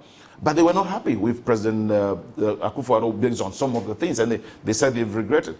And like it or not, anytime a political party comes to power, before you exit, you may not be able to satisfy everybody. But if you are able to satisfy 50% and beyond, you've been able to live up to the expectations. And so there will always be some who will be disgruntled. And however, the concern, like I said, is communications and how you build a relationship of managing all of that. If you're able to manage it very well, there are those. Look, I was just reading something on Facebook just a while ago. A lady who said that the power minister, Dr. John Abdullah Jinapor, reached out to her, having complained about some power challenges at her end. She complained, and she was shocked that the power minister called her himself to apologize and explain things to him, and assuring her that things will be done. It's so unfortunate. An ordinary citizen who is a business person. It's so unfortunate I couldn't get it. That's a good gesture. Somebody may say this is just for the optics, etc. No, to that person and many others who see that, they realize that communication is very key, and that is building a relationship, not to necessarily have that strong bond, but it makes the person feel, oh, my concern is being appreciated. Many others who have also not been reached will now say that, oh, having reached out to one of us, it meant that if you had the time, you would have done for many others. But this is to show to the others that at least he shares in your concern. So communication is very key. And this government is not taking that lightly. Like I told you, it's the reason why we have even a liaison between the government and the party to ensure that we are all on the same footing. Nobody has to be walking on eggshells to think that, am I doing the right thing or wrong, and all that.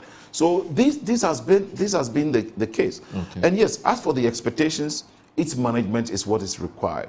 No matter what you do, there will be some who may not be happy. I have had, I mean, for instance, people walk to your office, and even while you try to be of help, and someone may even tell you boldly that this one there is not enough.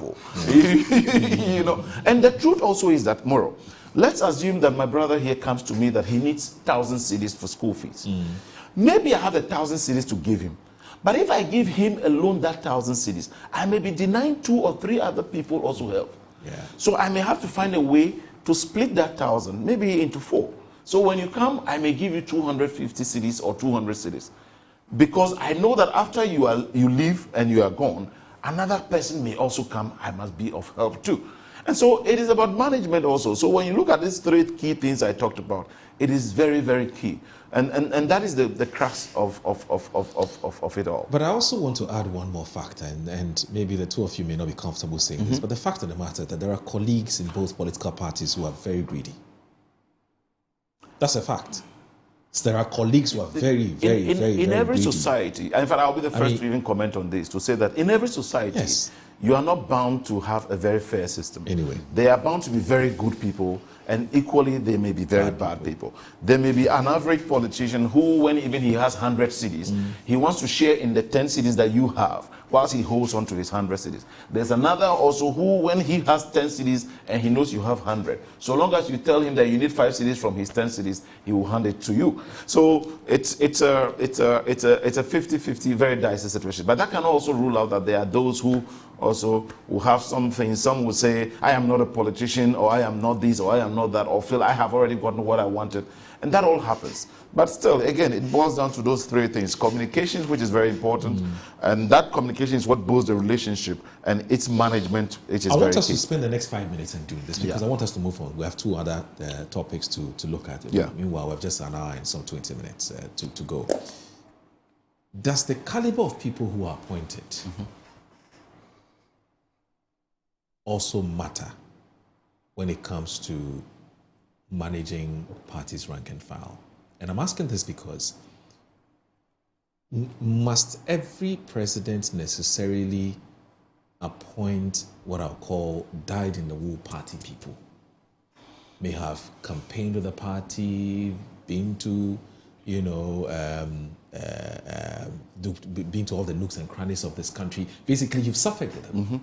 And so you feel for them much more than somebody who perhaps was working somewhere, maybe a party person, but the person can do the job. Is a very good and good person, is competent enough to do the job, and so the person is given the position, but perhaps doesn't even know Salam.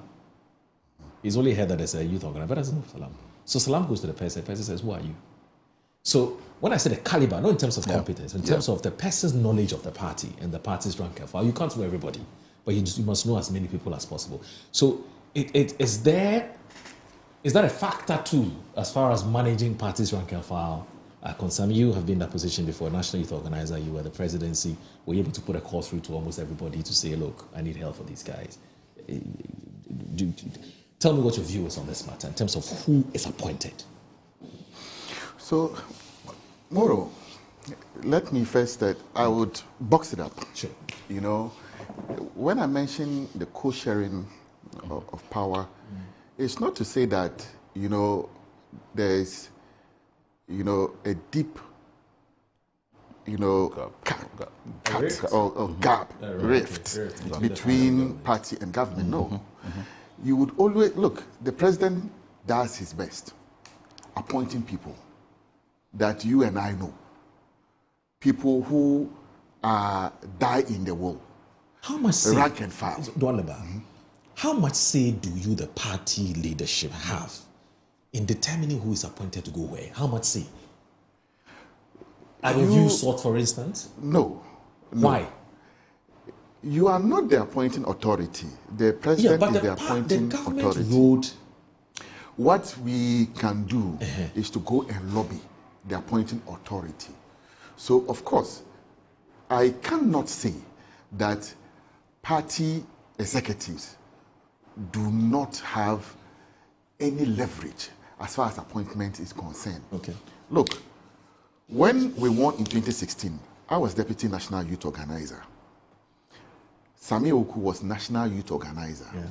We put ourselves together with regional youth organizers and visited the president. And we made a plea to him to give us YEA to help the youth of the party. And the president graciously accepted. Okay. All right? And, we appointed... Justin Kodia.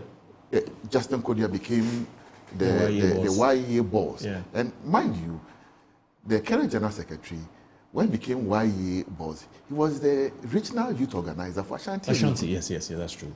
Right? Sami Oku, who was board chair, was the national youth organizer. Yeah.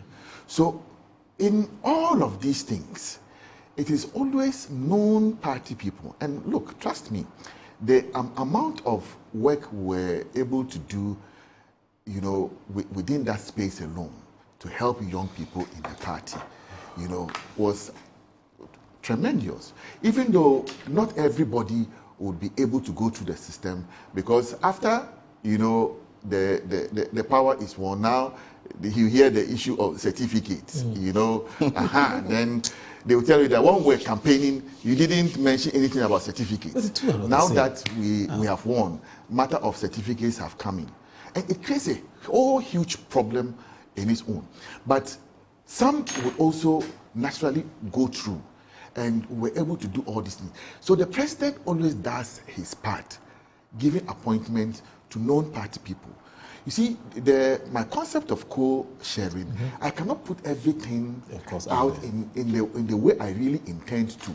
But I'm sure Elikem mentioned, the chairman and the general secretary attend cabinet, are in cabinet. Yeah. So it is not as if party is completely cut off, but there must be some synergy in terms of, resource flow, opportunities, and one or two things that, the grassroots who cannot easily approach the government machinery can come through the party system. For instance, someone in Bumkurgu Yoyo one might not have access to maybe the CEO of Forestry Commission or the Deputy CEO of Forestry Commission or a presidential staffer. But that person also worked hard to ensure that the party, came into office. And the party is scattered across the nooks and crannies of the country. It's not just centralized. And how to make sure that everybody is taken care of, it remains the challenge that must be looked at. And that's where I think that empowering the party on a certain note now gives opportunity and leverage for us to be able to take care of those who are far away from the center. Otherwise, everything will continue to center around the center. Look, one of the things that till date, when I wake up and I see, breaks my heart, is people, most of the youth, in fact, as far back as 2016, 15, we worked with, and the whole of the 8 years, they didn't get an appointment. They couldn't get job. And when they talk to you, you feel it. And these things, are not a design of, say, leaving somebody behind, but like I did mention, carrying everybody along has become a challenge that going forward we must. When I was campaigning to become national youth organizer, I kept saying something, and I'm happy that somehow, somewhat, in the course of the presidential primaries, when I listen to the presidential candidate, especially the former vice president, he comes back to a fundamental point that I kept making at the time. We need to develop a certain, stream, reward system that allows party people, to get access to, their share of the power, to put it in a simple form. And until we are able to do so, look, we'll keep generating a lot of disenchantment in our grassroots. Let me make this point. I have a video, I think, on CTFM, one of your sister stations, and I was speaking somewhere, I think in Talensi, before the 2024 elections. And I said that going into the election, the NDC was not our problem, but us. Because the apathy at the time that I was seeing and reporting these things, because unemployment was a huge challenge for us, and it is rearing its head, in the current administration. Your own party people are baying for blood, and it leaves the party and the government in serious, distress. And I think that we must find a way, and I believe that in the course of our reorganization, a lot of these things will be brought to the fore, and the experiences that we have gathered in dealing with these matters will be able to put it on the table and get some codified system that allows us to be able to deal with the grassroots very, very well. Look, Moro, me, I have no hesitation in giving out my last to party people, even till date. People still call on me for school fees, health-related stuff, and I can only do to the best of my ability, even till date. How much more when we're in power? Scholarships, both local and foreign. But at the end of the day, when you sit back, and sometimes when people text you to say thank you, you feel happy. Recently, this Ramadan that passed, one young person, a former TESCON organizer, I helped to secure a scholarship you know, outside, did something for me. And I have stories, many of it, but this particular one really, really touched me. I was there and he sent me a message. In fact, I got a call, you know, from someone in the Upper West that, oh, this person has given sugar and milk in your name that we should distribute, because it's something I do every Ramadan. Give sugar and, you know, support for Ramadan. This guy, Adele, decided to do it without even telling me, and it was only reported to me. Then I reached out to Adele and said, did you do this? They said, yes. I said, thank you very much. You know, and for me, these are the things that gives me fulfillment. But at the end of the day, for those that we are not able to help, it hurts. I must be honest. It's painful. But at the end of the day, I pray that we all work together to ensure that those who have had opportunity already, fair enough. Those that we couldn't help support, in the future, we are able to support them. So Elikem, yeah. And again, I'm going to beg of you for us to try and end this in next few minutes. Now that the party has directed, per the party's rules, or party's rules, that if you want to contest an internal position, then relinquish your position. Yeah. Is that going to help? Or is it going to make matters worse when it comes to how you deal with your party's rank and file? Yeah, it may, in both ways. It may hurt, it may also improve. And how so? Personally, I have held the view that, I mean, if you're given an appointment, don't make it look as if it's something so extraordinary, because an appointment is just a job you've been given. Right. While you were in position, probably you were doing your own work as well too, and supporting party work. Yeah. You were either employed or running your own business or whatever. And apart from appointment, there are other people who are not appointed but have been given employment. Yeah. So how about that also? So that concern is genuine and has been raised by many, including some of us also who are national executives. But when the general decision is taken, it is taken and it must be binding. Because if for, and I'm sure you are aware, just as my brother is, that if for 4 years, 8 years tenure, you were in opposition and a party officer, nobody pays you a dime for the work you do. And so if you have gotten an appointment now, and it is now seen as having gotten an appointment, and maybe either you are greedy or this or that. No. When you are given an appointment by the president, it is to serve as an enabler to be able to even help and support more of the party base. And like you said, genuinely, there may be some who, having gotten wind of this information, that if you want to contest, you need to resign before. And so if they decide that they will not contest again, they may decide that they may not be of help anymore. You can say whatever you want to say. I must also stick to the corner where I am for some time now to do something for myself, etc. Because like I have said every day, that leadership is about service. And so if you say service is below you, then leadership itself is beyond you. Because to lead, you must serve. And now, when you have been appointed to lead, it means that you must use that position to serve the people. Okay. So, yes, there are many schools of thought, but there are two major schools of thought. Those who believe that it is not the best of decisions, those who also believe that it is the best of decisions. But a decision was made, taken at neck, and the majority believe that that is it. Until otherwise, that is what it is at the moment. But here's the thing. As we speak, your party doesn't have a communication arrowhead, as in party, the NPP, at the NDC.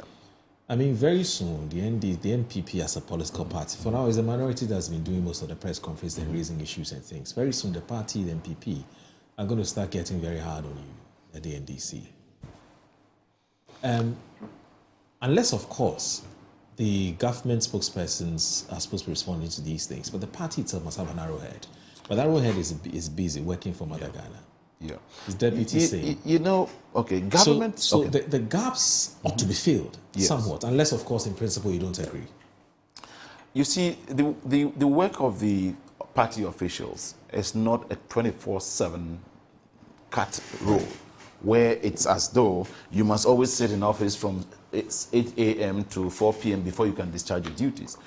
I am sure that a lot of times there's very fluid communication between even let me use the communications officer, Sami Jemfi, and the communications outfit. There's regular meeting that is held, and more often than not, he attends as well too. And so there's regular briefing between he and his other deputies as well. And so as and when it is necessary that he himself must do something, he will do so. You cannot also rule out the fact that... So for instance, if the NDC wants to communicate to Ghanaians about a matter, either it's responding or it wants to announce something to Ghanaians, Sami Jemfi must leave his job as Chief Executive of Gold Board, come and hold a press conference as the National Communications Officer of the party? What would go wrong if you have the Sami Jemfi come for a 1 hour to come and do party work and get back to his office? It's fine, absolutely nothing. And that is why we must look at it from that point. And it is just that it hasn't gotten even to that point yet where it will need him to really do that. But when the need arises, he will do that. If you look at when the need arises, for instance, recently when this Gold Board brouhaha was ongoing, one would say that, okay, Sami, leave it for your PR department to do. But at a point, he went to Newsfile and make sure he debunked all the mischiefs that were being put out there. So that is the same way if any such thing comes out at the party level. And who knows? I mean, in terms of any communication that goes out, etc., speaking points, what have you, that is always done, he makes an input to them to make sure that he's always on top, because his deputies also constantly brief him. And Akol Gan is also still at the party office, who also equally briefs him in that. So it is always about the time management that I spoke about, which allows you to be able to put all of these things together. Yes. All right. Gentlemen, I want us to move on. I'm sure we can spend the whole day, because we can lots of other issues. Oh, but a quick one. I want to specially thank these few people, COP Christian Tete Yono, the IGP, for the style in which he's showing policing in Ghana today. Not much noise, but just making sure that results which Ghanaians expect, the swift action of the police in the discharge of their duties. Then also to the GRA and the Customs Division in particular, the how do we call him? Aaron Kano, Dr. Alex Adoma Kumensa, Nelson Nesilfi, and Amma Randolph, and the entire team, even the Dr. Anthony Sapon. I mean, a lot is going on there with foresight by the finance minister, which is making us sanitize the system and ensure that, I mean, who would have thought that in over 15 months, government will still be running and not be seeking external support in terms of running things. So we need to continue to seal the loopholes and make a better Ghana for all of us. Like I said, I want to wake up one day and realize that it is possible everything the Western world does, which is good, it should be possible in Ghana as well too. Okay. All right, gentlemen, I want to look at this. So the vice president, since I said the vice president, that's the flag bearer, sorry. You miss him. We miss his dance, you know, more fast here, no man. We miss him. So the flag bearer of the NPP, he's back. Dr. Mahmoud Bawumia, you know, before this, there were some questions about his deafening silence. Some say he's been too quiet ever since he became the flag bearer of the NPP. He must begin to start talking and holding this government's feet to the fire of accountability, or to the fire. But it appears that now he started. And today's Daily Guide is reporting that he's actually talking to the government, is warning the government that intimidation can't break the NPP. It says Bawumia to government, and stories on page 3. Now, the story here, I'm going to read that, and so I can get you to express your thoughts on this matter. Now, he says, and Escofidu says that the flag bearer of the New Patriotic Party, Dr. Mahmoud Bawumia, has accused the government NDC of fostering, or the governing NDC of fostering an atmosphere of fear and using state security institutions to suppress dissent. Declaring that intimidation will not silence the opposition, the intimidation can never break, as Dr. Mahmoud Bawumia said, striking a defiant tone as he urged party communicators to remain firm and outspoken in defense of democratic principles. Speaking at his residence in Accra on Saturday, April 18, 2026, Dr. Bawumia warned that Ghana's democratic gains were under threat, insisting that freedom of expression was increasingly being undermined for political expediency. Ghana's democratic credentials are under attack. Freedom of expression is being sacrificed for political convenience. His remark came when a delegation of national, regional, and constituency executives of the NPP from the Bono region called on him to express appreciation for his support following the arrest and detention of the party's Bono regional communications officer, Abubakar Yaku, popularly known as Baba Amando. Baba Amando was arrested on April 13, 2026 in connection with allegations of false publication involving President John Dramani Mahama and other government officials. A circuit court initially remanded him for 2 weeks, but an Accra High Court subsequently granted him bail in the sum of 30,000 cedis with 2 charges. Dr. Bamia used the occasion to rally party communicators and urge them to remain resolute, articulate, and grounded in fact as they engage the public and challenge government policies. He emphasized that consistency, credibility, and truth would ultimately outweigh political pressure. Leading the delegation, the MP national organizer, Nana B. Henry Nana Boache, thanked Dr. Bamia for his continued support and solidarity, assuring him that party communicators across the country would remain steadfast despite what he described as growing intimidation. And you intend to stage a demonstration in Sunyani under the theme Yensuro Ehunehuna Demo, as part of efforts to protest what the party describes as government-sponsored attacks on the speech and democratic governments. Were you at the meeting? The courtesy call that was paid on the flag bearer. Dr. No, Mahmoud, I wasn't present at the meeting, but I'm quite familiar with it. Okay, that's fine. Okay. What can you tell us about this intimidation matter and the fact that that can break the MPP? As of course, you are the couple of the Youth Front. What constitutes breaking MPP? What's happening? So, Moro, you have followed this matter for some time. Right. Since last year, particularly, I have been very vocal on this issue. The NDC campaigned on the rhetoric of reset, the bandwagon, that everything the NPP was doing was bad. So they are coming to ensure that the bad spectacle is taken away and to reset Ghana to a higher pedestal. So the belief was that some of these acts will not be witnessed under the NDC, and that we will see a higher threshold in terms of performance and handling of issues. Right from the word go, the attempt to criminalize free speech and clandestinely introduce the nefarious culture of silence or reintroduce backdoor libel and seditious law is quite clear to us that the government is up to something terrible. If you remember very well, before Baba Amando, this last one, just last week, Adeta Kumi was arrested. Your own colleague Gordon Asare Bediakon, who's a journalist, for no reason. It went on and on and on and on.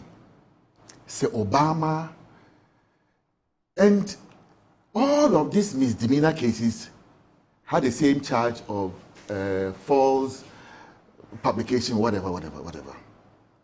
And because of that, heavily armed men would go break down doors, gun wielding, and pick up people in the dark of night, handcuff them like criminals, and whisk them to the Ghana police. Especially there's this, I don't know, is it SI unit or whatever. There's a unit there, I say on the 4th floor at the police headquarters. Look, I have been there several times. Almost every arrest I have followed. They are into cyber and something. That department, the way they are being used, and they are doing massa, chasing people left, right, and center. Look, they should remember that power is transient. Power will finish. And for a fine IGP like Tete Yehunu to supervise the rot that we are seeing really is mind-blowing. It was because we thought Nana Dankwa Akufo-Addo saw him as a fine police officer. That's why he became deputy IGP and Nana Dankwa Akufo-Addo to Dr. Jordan Parry.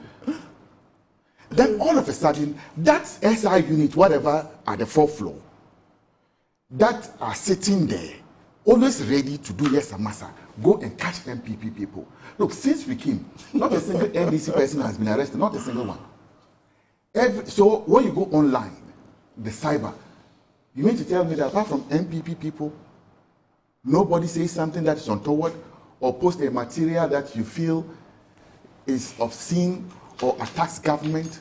Now this last one, Baba Amando, if you remember last year, I staged a demonstration on the 23rd of September, and I took on the government and the security agencies, that this government has weaponized the security agencies. And they are trying to, I don't know, if it is to crack down, intimidate NPP people,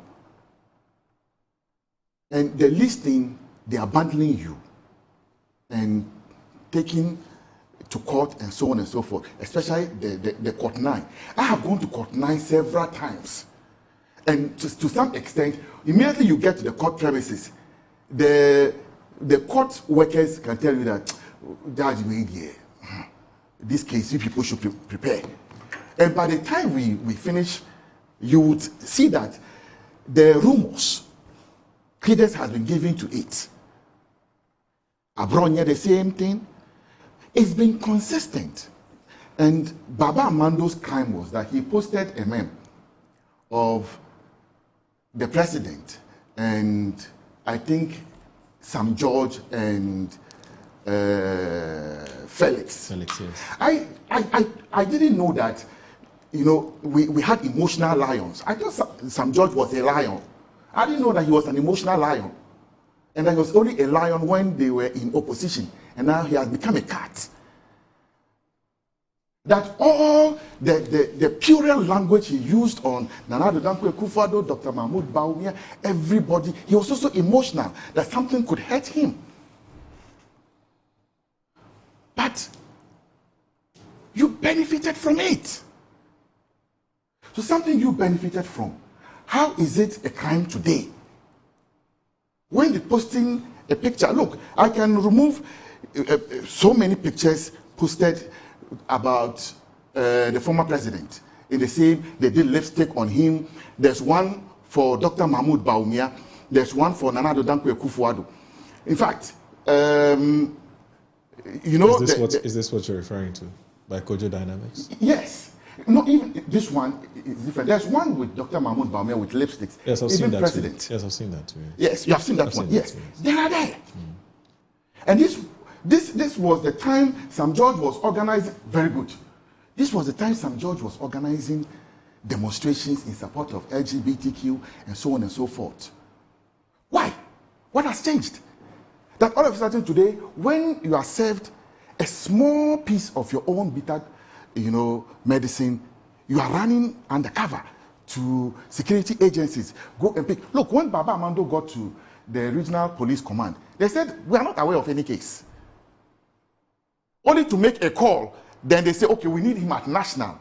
So Baba Amando was now driven from Sunyani all the way to Accra, burning fuel, such useless use of resources. They don't have money. They'll burn fuel to carry one person all the way to Accra here because someone's ego is bruised. Look at this one, Dr. Mahmoud Bawumia, you know, with pork and alcohol. I have worked with Dr. Mahmoud Bawumia, I think for the last 13 or 15 years. I know he doesn't eat pork. I know he doesn't drink. But yet, these things were done to him. And it was okay. Look, I was told, I think recently when we're doing the Ayawaso East campaign for the by-election, and I didn't know until it was mentioned to me that there was a van in the Nima area that every morning there was an audio being played and such nasty things were said about the former vice president, Meching. Somebody who eats pork, Meshangia, and... It's nasty, so don't repeat it. Yes. Don't repeat it. It was used for politics. And that won you power. This LGBTQ thing, let me tell you, tomorrow, when we went to the Asin North Bar election, that's when I saw the potency of this LGBTQ matter. When we were going, the polls showed a very close contest with us having a little bit of edge. When we finished the by-election, we lost. Do you know what happened in Asin North? When we were quickly trying to address the needs of people and so on and so forth, you go to the communities and they demand this, and we try, to send it, and, talking to them, help you development.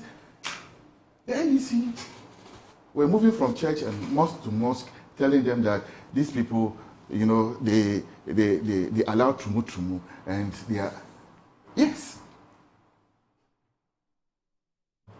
It was weaponized. It was a potent weapon in the community.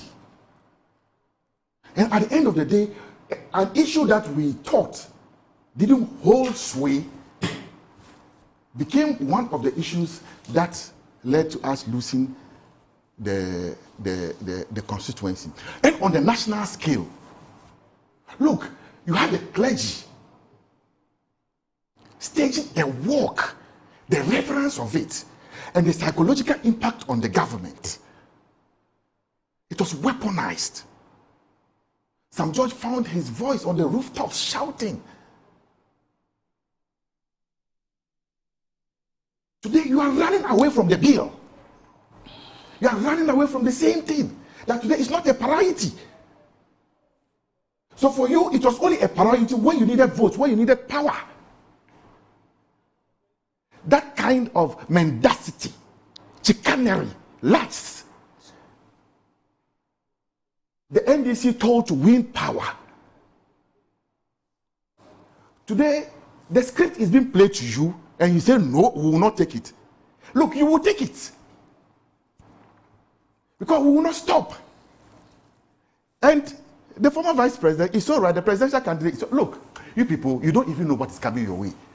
Moro, you know me. You know how hard my ears are. You know me, I'm a stubborn boy. Let's finish with the reorganization. This government, if they don't take time, they will run and leave this country. Look, every single major promise they have made, they have failed. My brother talked about oral. To the oral is dead, according to A+, who is a member of the caucus. That your people are running and building houses all over Accra. Look, there is a CEO of one of the security apparatus who is quickly building a house somewhere in Cantonment. And you are here talking about lifestyle. And you don't know his name. And you don't know the CEO's name. Don't worry. Leave that to us. We'll deal with it. We'll deal with these things. Salam, I have it. Look, you will not lie and go scot-free. Salam, you know what? I'll allow you to learn. But, I personally have a difficulty with that thing A+ said. We did it last week. We played it on the show. And no, why do you have a difficulty? I have a difficulty because, you see, I said that as a member of parliament, and nobody should get me wrong, A+ is my very good friend. I mean, again, we go way back, since my days at CTFM. But I thought and I believed that as a sitting member of parliament, if you are seized with this information, an information that suggests or an information to the effect that some members of this government, are acquiring property, both landed and buildings and so on, and for that reason, oral is dead. Okay. Now that information that you have, what have you done with that information? But it's also on the table. No, hold on. I'm saying that. What have you done with that information? You see, it's not enough as a responsible MP who is a servant of this Do country. you remember what A+ said about the Attorney General? No, maybe I'm coming. In line with performance of your civic responsibilities and duties, you have this information. Go and hand it over to the appropriate quarters. No. Why do you keep it? Moro, you still don't get. And just put it out You still and then don't leave it get there. what is unraveling before us. And me, my biggest disappointment is the fact that nobody in this government has even called A+ to say, can we have a list of these appointees? Nobody will. Who have acquired these properties? They have so buried that their we heads can, in we the can sand. ask them, how did you, if indeed it is true, how did you acquire this property? Their heads are in the stomach. Okay, you go ahead. Their heads are in the stomach. They are eating. So what do you want them to do? A+ is a member of the majority caucus. Look, maybe you have not yet seen what is unraveling right before us. The scale of the scam on the Ghanaian people. A+ took the Attorney General to the cleaners and called him a thief. Imagine, Moro, if I sat here and called the Attorney General a thief, I'm telling you, by the time I leave here, the whole BNI, national security, police, in fact, military, they'll be at your gate here waiting for me to pick me up. All Nakarian. True, right? Yeah. So why was A+ not picked? And rather cajoled to render an apology to the AG. And the AG didn't feel that his reputation was soiled. So also left it. Moro. Yeah. We look like some small children in this country. We're not toddlers, so we're not children. They should tell these things to the Marines. So, if the government is being set on their toes, they should take it in good faith. Okay. But this attempt that you want to break us, you want to intimidate, you want to crack down. Look, if you are Red Salam, the Baba Amandos are there. There are more hardened people out there who will take you on. We will not be cowed. We will not. Okay. And that we lend our full weight and support to the Sunyani East constituency in this demonstration. And very soon, look, I will organize another demonstration here in Accra. All right. Since the government doesn't like peace, we'll give it a lot of problems to deal with. Okay. Otherwise, the continuous harassment of our people would not go unresponded to. We are not those pushing the government to make errors. We are not those who have told you that don't get your oral done. You promised the people oral operation, recover them. The people are there. You said this is the fastest prosecution. You have not even, incarcerated a fly of the MP. But you know that takes time. Now you know that takes time. But they said they had evidence. Well, but I'm lying. But it's entirely up to it's entirely up to the courts. Yes. To evaluate that evidence and take a decision. On the weight of the evidence. Yes. If it's incontrovertible, we'll not be having back and forth. Okay. It's because there's essentially nothing. It was, a compendium of garbage put together. All right. To lure the people. All right. That the MPP was bad. Okay. Let's get them out. All right. Let's come in.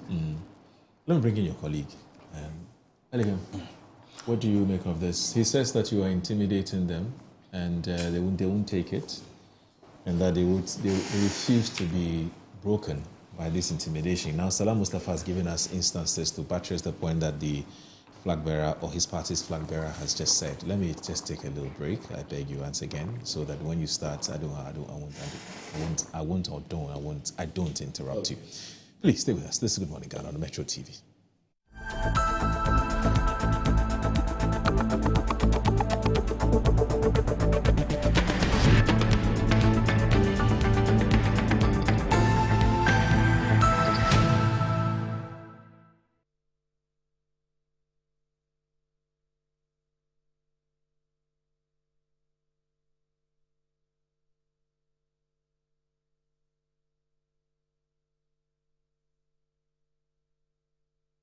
Unia, new release niana. Kaya gum.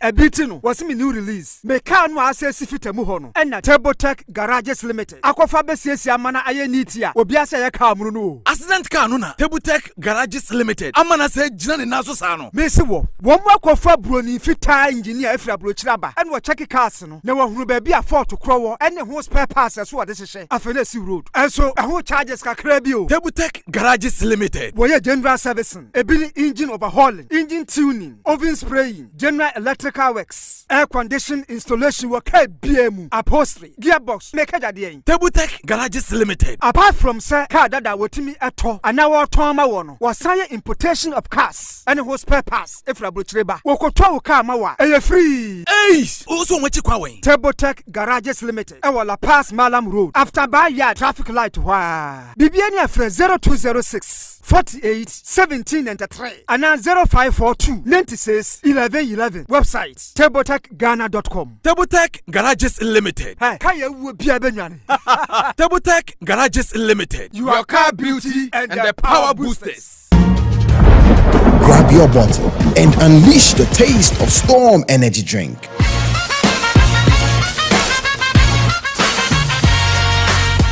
A bold flavor. A big attitude. Feel the vibe. Own the moment. It's your time to be different. Storm Energy Drink. Make your mark. Excessive drinking can be detrimental to health. Not recommended for persons under 18 years, lactating mothers, pregnant women, and people sensitive to caffeine. This advert is FDA approved.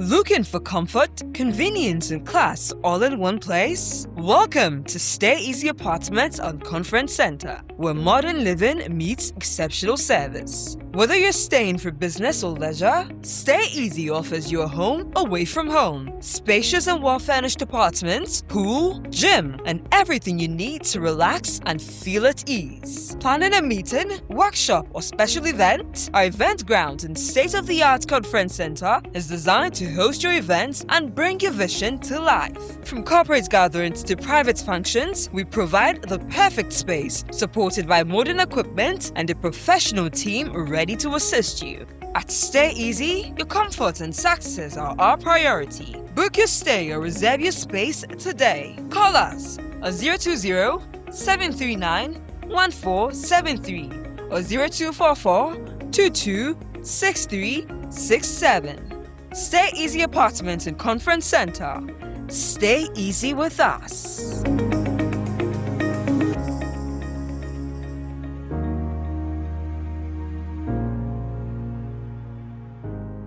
Wabedum time aso. Hey, J. Watch it, na learning. Missy, watch and learn. Makwaya mabesisia. Abozig. Akache say no ya konate and the more drink woman. Hey. But I didn't mean. Oh, sorry. She knew her old days. Eji. Dabio, baby wom. Ready.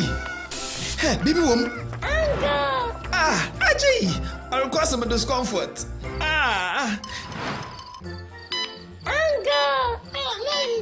Sorry, well, uncle, where would the dad? Why your funeral? At your phone for Aerofield Trading. Sorry, it killed them all. No mum share nanda danya was mosquito call is to do woman. Na say spray with them musa. Try sima a dronum and sana ko dynamo. And Kratoi FDA Ajatum. Hive Management Systems, in partnership with the Solid Waste Association of Ghana, invites you to the Green Go Hub official launch and fundraising event. Theme: Powering the Circular Economy with Smart Technology, with a focus on incentivizing segregation at source. Join us at the Mamfi Hall Gimba Green Hill campus on Thursday, 7 May 2026 at 10 a.m. Our special guest of honor is Niayi Bonte II, Bese Manche Adonte of the Ghana State, Chairperson, Nanama Entry, Executive Secretary of the Environmental Service Providers Association. Keynote Keynote addresses will be delivered by Honorable Samuel Nate George, Minister for Communication, Digital Technology and Innovation, and Professor Nanama Brown Kluche, Chief Executive of the Environmental Protection Authority. This event is proudly endorsed and supported by the Ghana National Plastic Action Partnership, the Environmental Protection Authority, the Ministry of Environment, Science and Technology, the Ministry of Communication, Digital Technology and Innovation, the Environmental Service Providers Association, Zoom Lion Ghana Limited, and Indigo Foundation, with media support from Media General, UTV, Metro TV, MX24, and 1957 News. To register as a sponsor or donor, visit www.gringo-hub.com or call 054-342-7085. Your fundraising host and MC will be Mr. Alfredo Kanse. With strategic partnership from Globalware, the East Legon Executive Fitness Club, Blue Skies, and Margins Group, this event is powered by MTN as the official title sponsor. Be part of the movement towards a cleaner, smarter, and more sustainable future.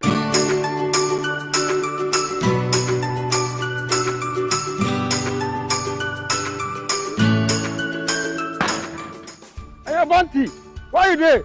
Well, lie, tell her today will give me my money. Oh, my guy, what's up? Oba 17 and baby. Scan on ASA. 500 cities per. Ah.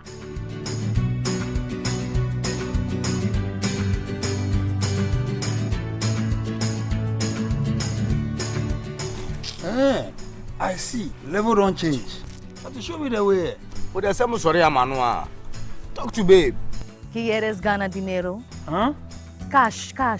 Yes, cash. Shisha kwine pa edubeko nkunimdie mu. Call on.us na me sign up. Ema ore mfi se udi wo telephone number so ebeka ho uwie a. Afei, be games no emu. Shisha one short game. Fasika kume bitu ho. Afei, number se free 0 to 99. Yedie wakuma pe. Na obenya sika dia free 50 Ghana cedis. Kopim 500 Ghana cedis.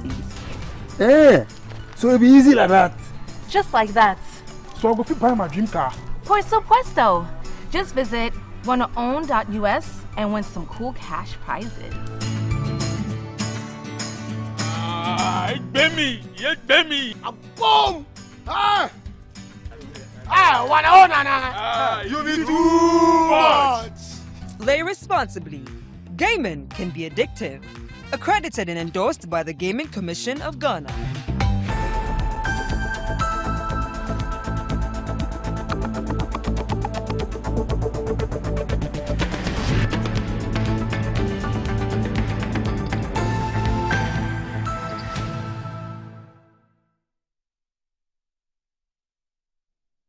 All right, you're watching Good Morning Ghana on Metro Television. I'm still here with my friend and my guest and my colleagues as well. Salam Mustafa is here, National Youth Organizer of the NPP, and also Elikim Kotoko, who is the Deputy Chief Executive Officer of the Forestry Commission and also Deputy National Organizer of the NDC. So, yes, Elikim, what's your take? Well, I am surprised at the submissions made by my brother Mustafa Salam that this government is, what's the word, suppressing press freedom and all of that. You're intimidating. Intimidating. But I am happy that this is not coming from the media saying that this government is intimidating press freedom or freedom of speech and all of that. All I see is a leadership that has failed their followers. And because they are seeking a renewal of mandate, they want to find an avenue to lean on government as reason to be re-elected. You recall comments like, chop off my head if NDC wins these elections. Then this person also say, I will relinquish my position if NDC wins. And today, where are we? So today, as we speak of this matter, I don't know if Salam is here in spirit, in human form, or as a ghost. Because if we are to go by the very dictates of the things said in the past, then we have a dead man here. Because by now he shouldn't be having a head. I have seen human beings who have been elected as leaders of the NPP who failed their grassroots and failed their followership. They refused to listen. There was a complete disconnect between them and their grassroots. Yeah. Because they allowed a certain leadership to disregard every stalwart, every discerning voice in their party. And permit me to just say that you have allowed Nanado and Baumia to destroy your MPP. Now you want to say that the IGP, COP Christian Yehono, was a fine gentleman. That was why he was appointed to be deputy IGP. Since when did this deputy IGP thing also come up? You think Ghanaians and the police service in general, including the IGP, didn't know that at the time you were trying to tie his hands to something that will make his work difficult? He is a mature person and knew what you were up to. So did President John Mahama and the NDC know what you were up to. And then you spoke about Asenov, that the NDC went to rooms. Moro, do you recall that one of the most reckless comments that was ever made by a president was during the Asenov by-election, where a sitting president stood before the audience, had no message for them but only to tell them that he as president cannot work with Jachi Kwesin and therefore they should not vote for him. What could be more reckless a comment than that coming from a sitting president who should know better, who is supposed to be wise by age? We tolerated all that. Now, you want to say that you are staging a Huno demonstration. Look, you can stage all the demonstrations. The NDC is very happy that there is freedom which allows you to be able to even do so. In the past, when demonstrations were being held, what did we not witness in this country? Do you recall Bobie Ansah and what happened to him? And he was taken to Nima police station and later taken to different places just because of a comment he made about the first lady. Do you recall Apia Stadium? Does Manasseh ring a bell? How about Ahmed Suale?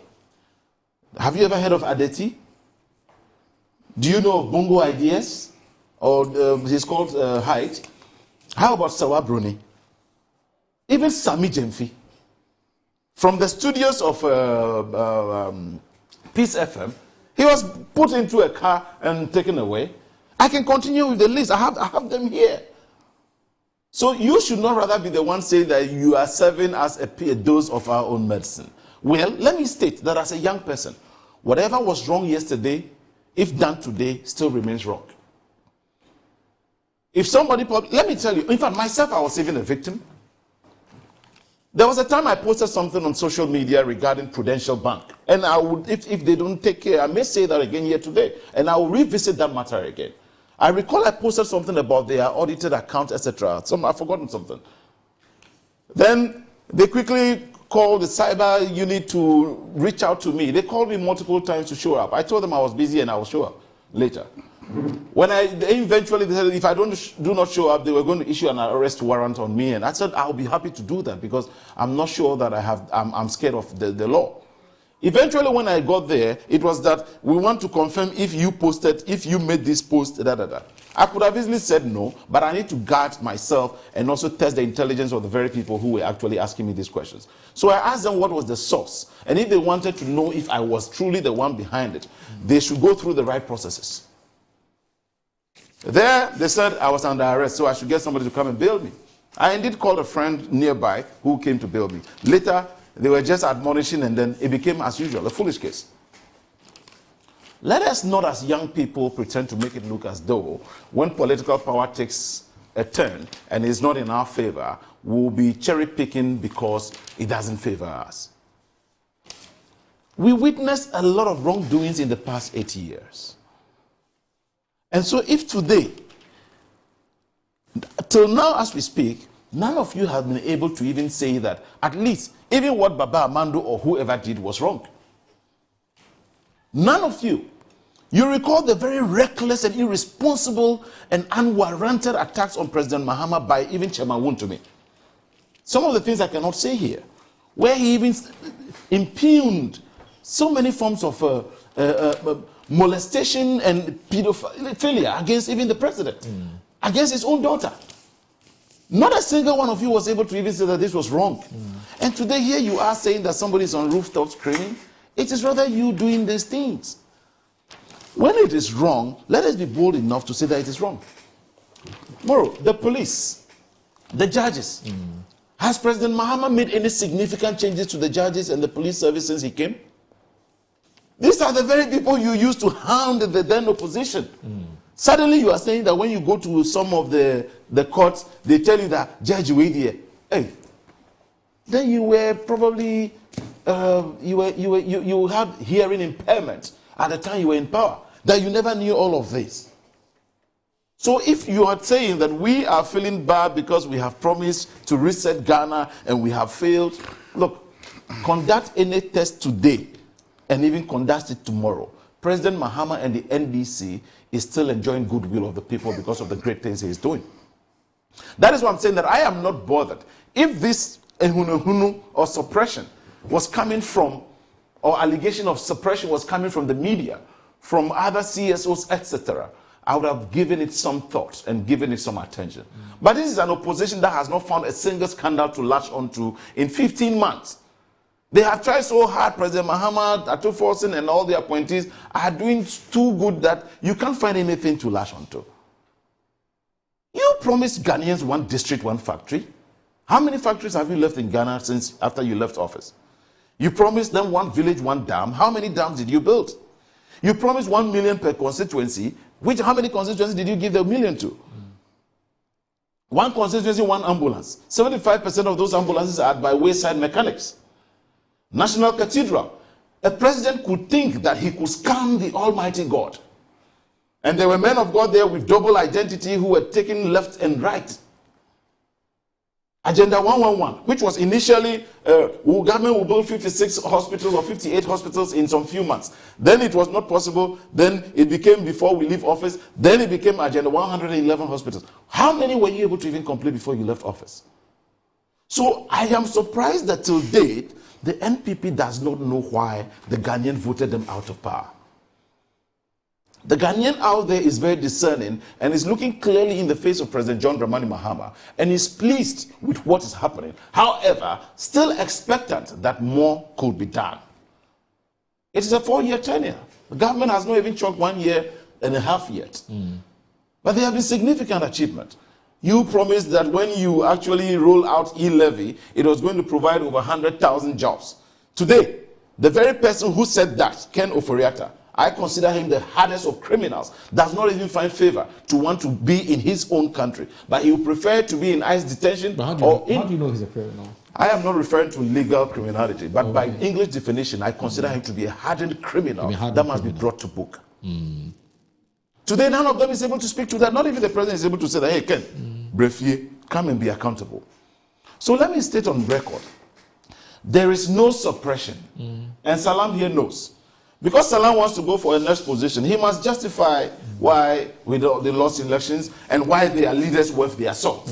So he said he will organize another demonstration. Will it also be a hunu? Or that will be a new tag? Okay. And so it is not about demonstrations and all. Ghanaians have become so discerning. They witnessed that in the past 80 years, they witnessed things they never imagined. And there's a president who sat for that 8 years. Okay. His comeback has now become greater than the setback at the time. And he's delivering on his mandate. Okay. Unless they are expecting that everything the NDC promised to deliver must be delivered before the 4-year tenure. Right. Even on the last day of your tenure, you are allowed to actually deliver on your mandate. So when he was mentioning the LGBT and all of that, it was a private member's bill. Right. And government now is saying that, look, let it be government sponsored. If it comes to the table of the president, he will assent to it. Okay. The Speaker of Parliament has also said it, and he has made it very clear that he will not hesitate to transmit this to the president to sign. We recall this country where we live in. Same was done. Before it could even be transmitted, a letter was emanating from the presidency saying that please don't bring this letter here. Don't bring this bill here. Don't bring it close here. Don't bring it anywhere close. And we have a vice president who was a Muslim, who could never have his voice heard on his real position on this bill and how his boss was handling the matter.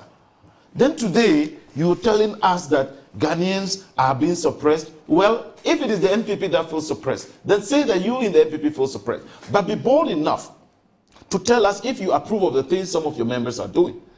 If you approve of them, then we know the position you hold on that before you talk of the suppression. Because there's no suppression anywhere. I want to state again that the IGP COP Christian Teta Yohono has again demonstrated that not only is he mature and very experienced, he understands what policing is. You know my only concern and worry with the police service, Moro? Right.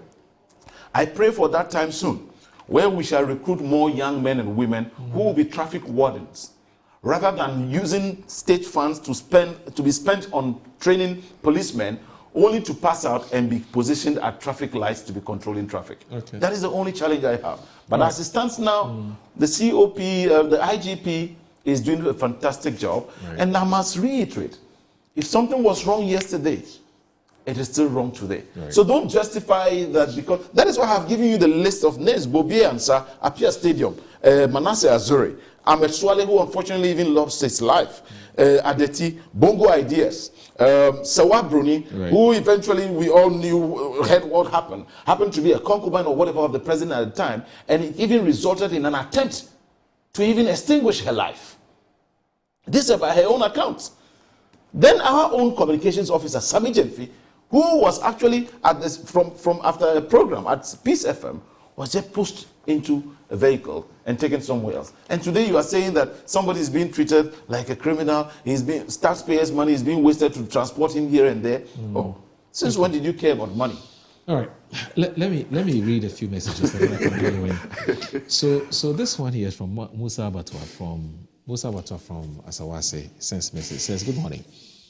It's quite worrying listening to people like Salah Mustafa. You begin to question whether their position is guided by national interest or mere convenience. Given the level of inconsistency and misinformation, when officials of the NDC were subjected to similar situations, the same voices insisted that the law should be allowed to take its course. What has changed now? Yes, every citizen has a constitutional right to demonstrate, and that must be respected. However, not every demonstration reflects sound judgment or serves a meaningful purpose. Some actions, unfortunately, only expose poor reasoning and a clear lack of discretion. Tafa in Amrahia says, good morning, Audu. Send and your guest, Audu, ask Captain Smart why he was arrested. Ask Ohenebo Ama Bene. Audu, this MP guys still don't come to terms with the unprecedented defeat they went through in the hands of Ghanaians. Samuel Brian Boabeng says, good morning, Moro. Elikem was and still is one of the most irresponsible people on social media. Yet no one has taken him on. This government has failed in all facets of the economy, hence his coup mentality. They can cow those they can cow and buy those they can buy, but we will be there uncowed and unbought, dishing out checks and balances on this obviously clueless government. This backwardness must stop. I can assure them that whatever they do to our people, we will respond even more strongly in the future. Samuel Brian Boabeng. Alhaji Hamza from Pig Farm says, good morning, my brother Mo. Let's call a spade and stop beating around the bush. Truth be told, I have a problem with this issue of all executives of the party must resign their position if they have to be re-elected into office.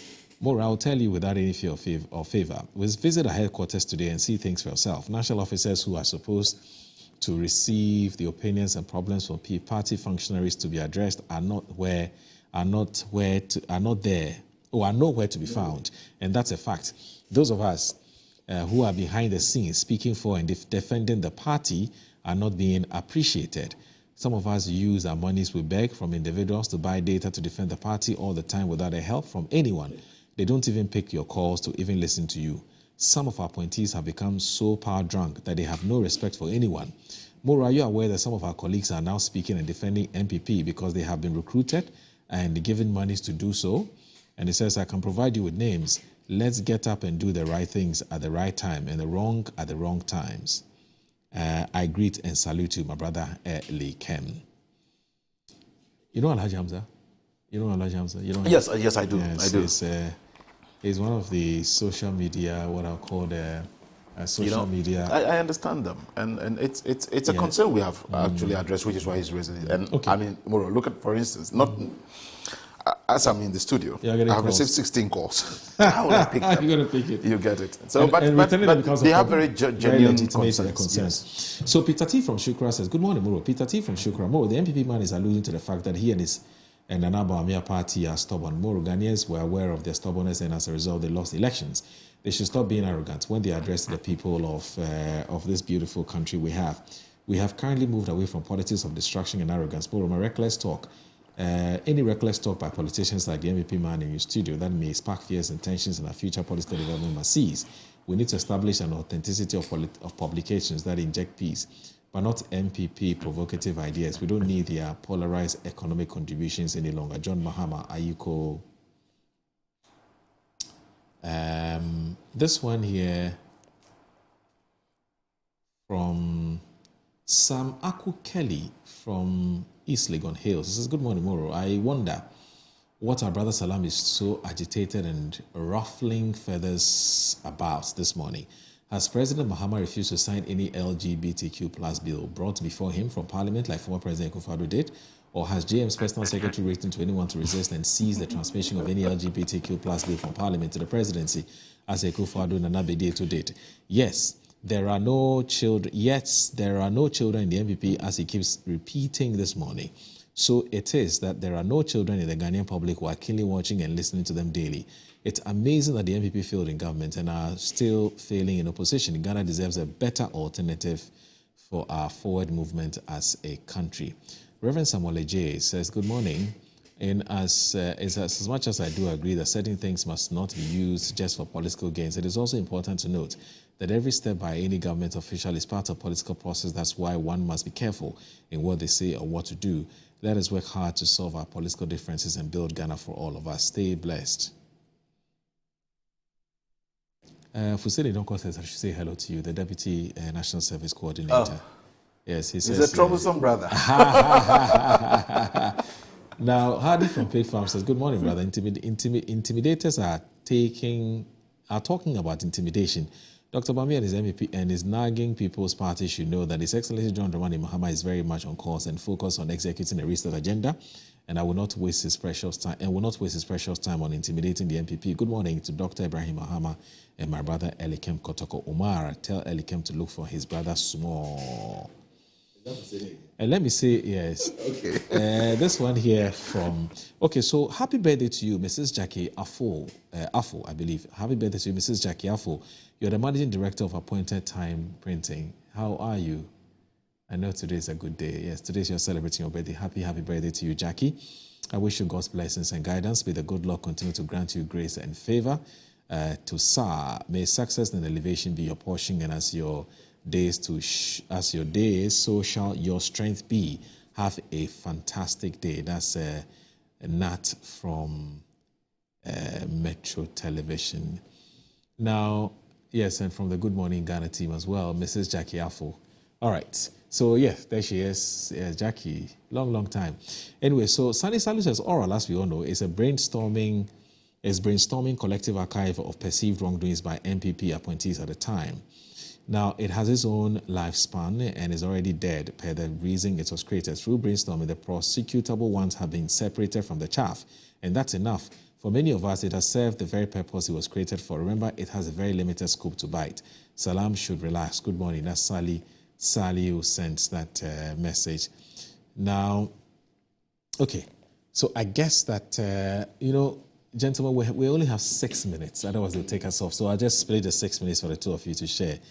3 minutes each, which is in conclusion. Salam, what does thou sayest? That's what I Let me set a timer so he doesn't exceed his 3 minutes. Yes, we're going to time him. Yeah, we're going to time him. Yes. Salam. More. Yes. I am not surprised. My brother is sounding like a broken record. Tried old campaign rhetorics. You are still behaving like you are in opposition. Wake up to the smell of the coffee. You are in government, you are in power. You campaign on the platform of reset that we were bad. Everything we did was wrong. So you are coming to do something different. So if you said we did this and we promised one district, one factory and blah, blah, blah, blah, that's why the Ghanaian people voted for you. Good. So you are absolutely incompetent to come and sit here and say that we didn't do A, B, C, D, and so on and so forth, when in actual sense, we were voted out for you to come and do better than you are currently doing. And for the records, your party is sinking just like the way your government is sinking.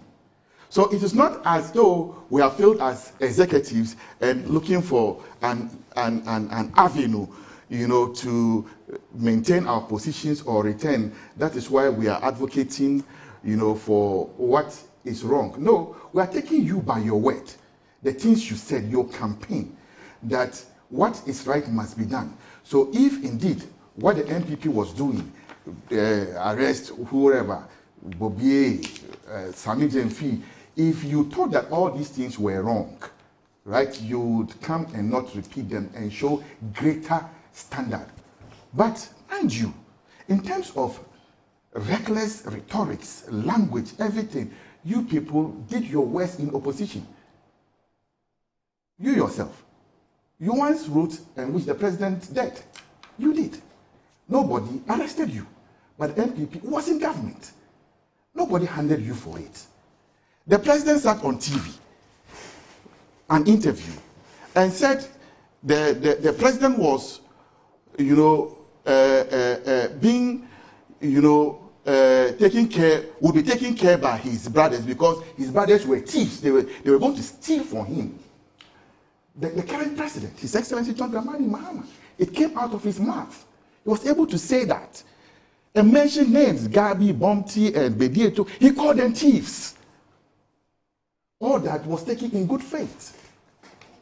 You people called Dr. Mahmoud Bawumia all sorts of names. And we tolerated it. Another Donkwe Kufado, all sorts of names. And even these songs for him. Kumnana Domayen, Kumna Domayen. All of it, we tolerated it. You called in Nebuchadnezzar. Today, the John Mahama that was presented to us as a sage. The time is up. As a sage.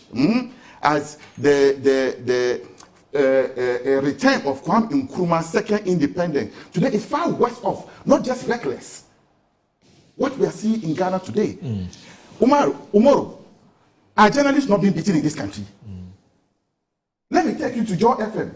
Your colleagues, City FM, your colleagues have been beaten under this administration. Recently, we saw how your deputy chief of staff, Stan Dugbe, shoved off a military officer doing his job, who obviously is a media person. No rebuke, no reprimand, nothing. Okay. And you are talking of a standard. Where is the standard? You guys are absolutely incompetent.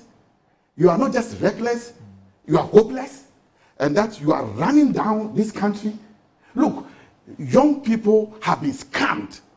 All the promises you made, Agenda 133, 24-hour economy, your time is up. Failed them. Every single promise, oral, galamsey, every single thing you promised the good people of Ghana, you have failed. All right. Elike, please come in. You also have 3 minutes. Moro. Yes, sir. Let me place on record and that I don't post things that I don't have conviction in. Right. And so when my brother made a reference, let me tell him here again, maybe remind his people. That is why I don't shy away from the things I post on social media. You recall the passing of the late Professor Mills and Koko Anyidoho and all of that, and even Jerry Rollins. I did post that the way this man is handling these matters, his own will be miserable. And I did say that and I still stand by it. So let me put it on record. There's nothing reckless about that, and ever to say that it meant wishing somebody death. But I'm not surprised. These are people who understood review to mean cancel. So comprehension is a completely different thing to them. But you have where is the position? What was it? We should have spoken about the feeding matter. That there's no food in schools. It's been resolved. It's been resolved. It's been resolved. But look, the education it's not the first time it is happening. It's not. Don't chop Since it you came in, don't chop it this time. Don't chop it this time. Anything, please. Don't chop it this time. Do you know that for 8 years when our schools were running, maintenance was a major problem? You go to schools today and rodents were living with our students in their classrooms, in their dormitories, etc. So don't even try to talk about schools at all.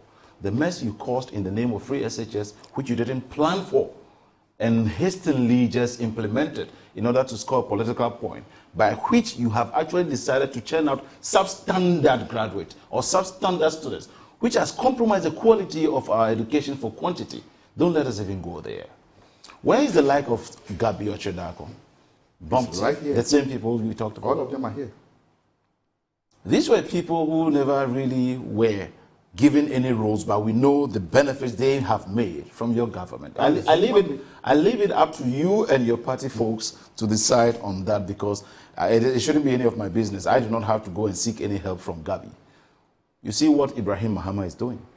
What kind of, look, Moro, as we sit here today, I am happy that President Mahama continues to demonstrate that he is not only a listening leader, but he's a visionary nation builder who understands how things ought to be done.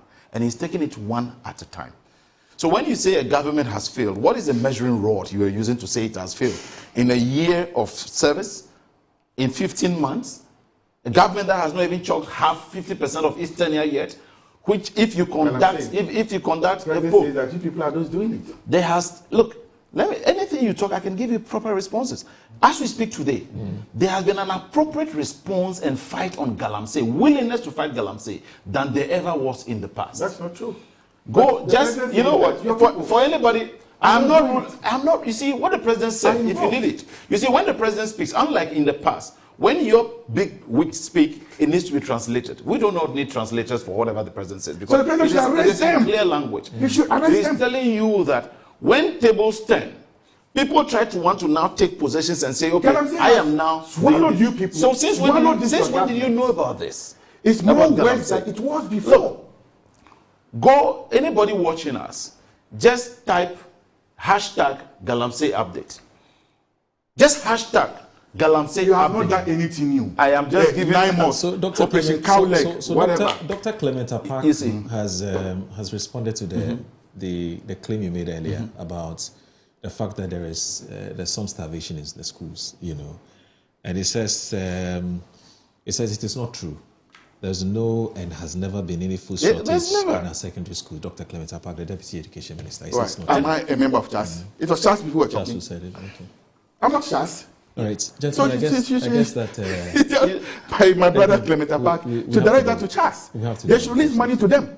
And, you know, not come on TV and say something is not true. When people are hungry, our children are hungry there in school.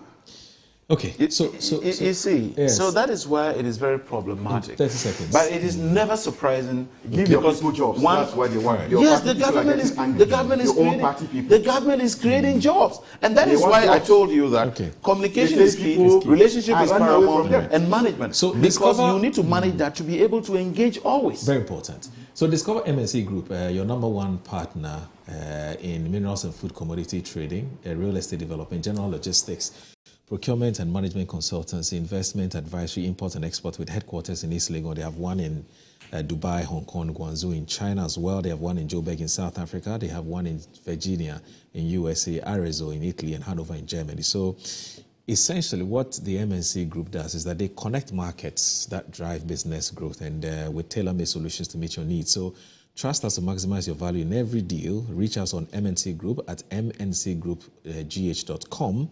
or call these numbers 0302-998-246, or 02655-05337, or 056-103-2252. MNC Group, totally reliant. Once again, happy birthday to you, Jackie Alfo, the Managing Director of Appointed Time Printing. Happy.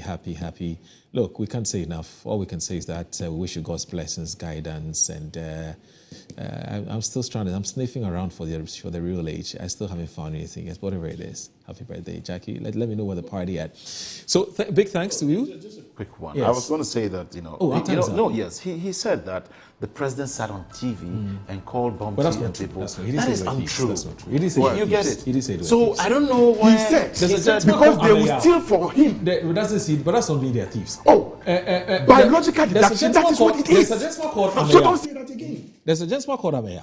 He says you've been very good to him, and that I should thank you on his behalf. Ameya, he said you've been very good to him.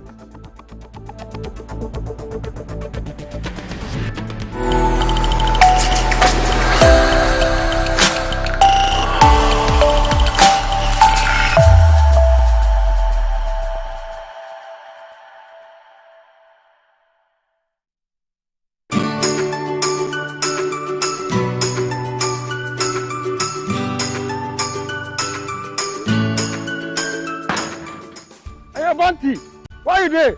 Wallahi, today you give me my money.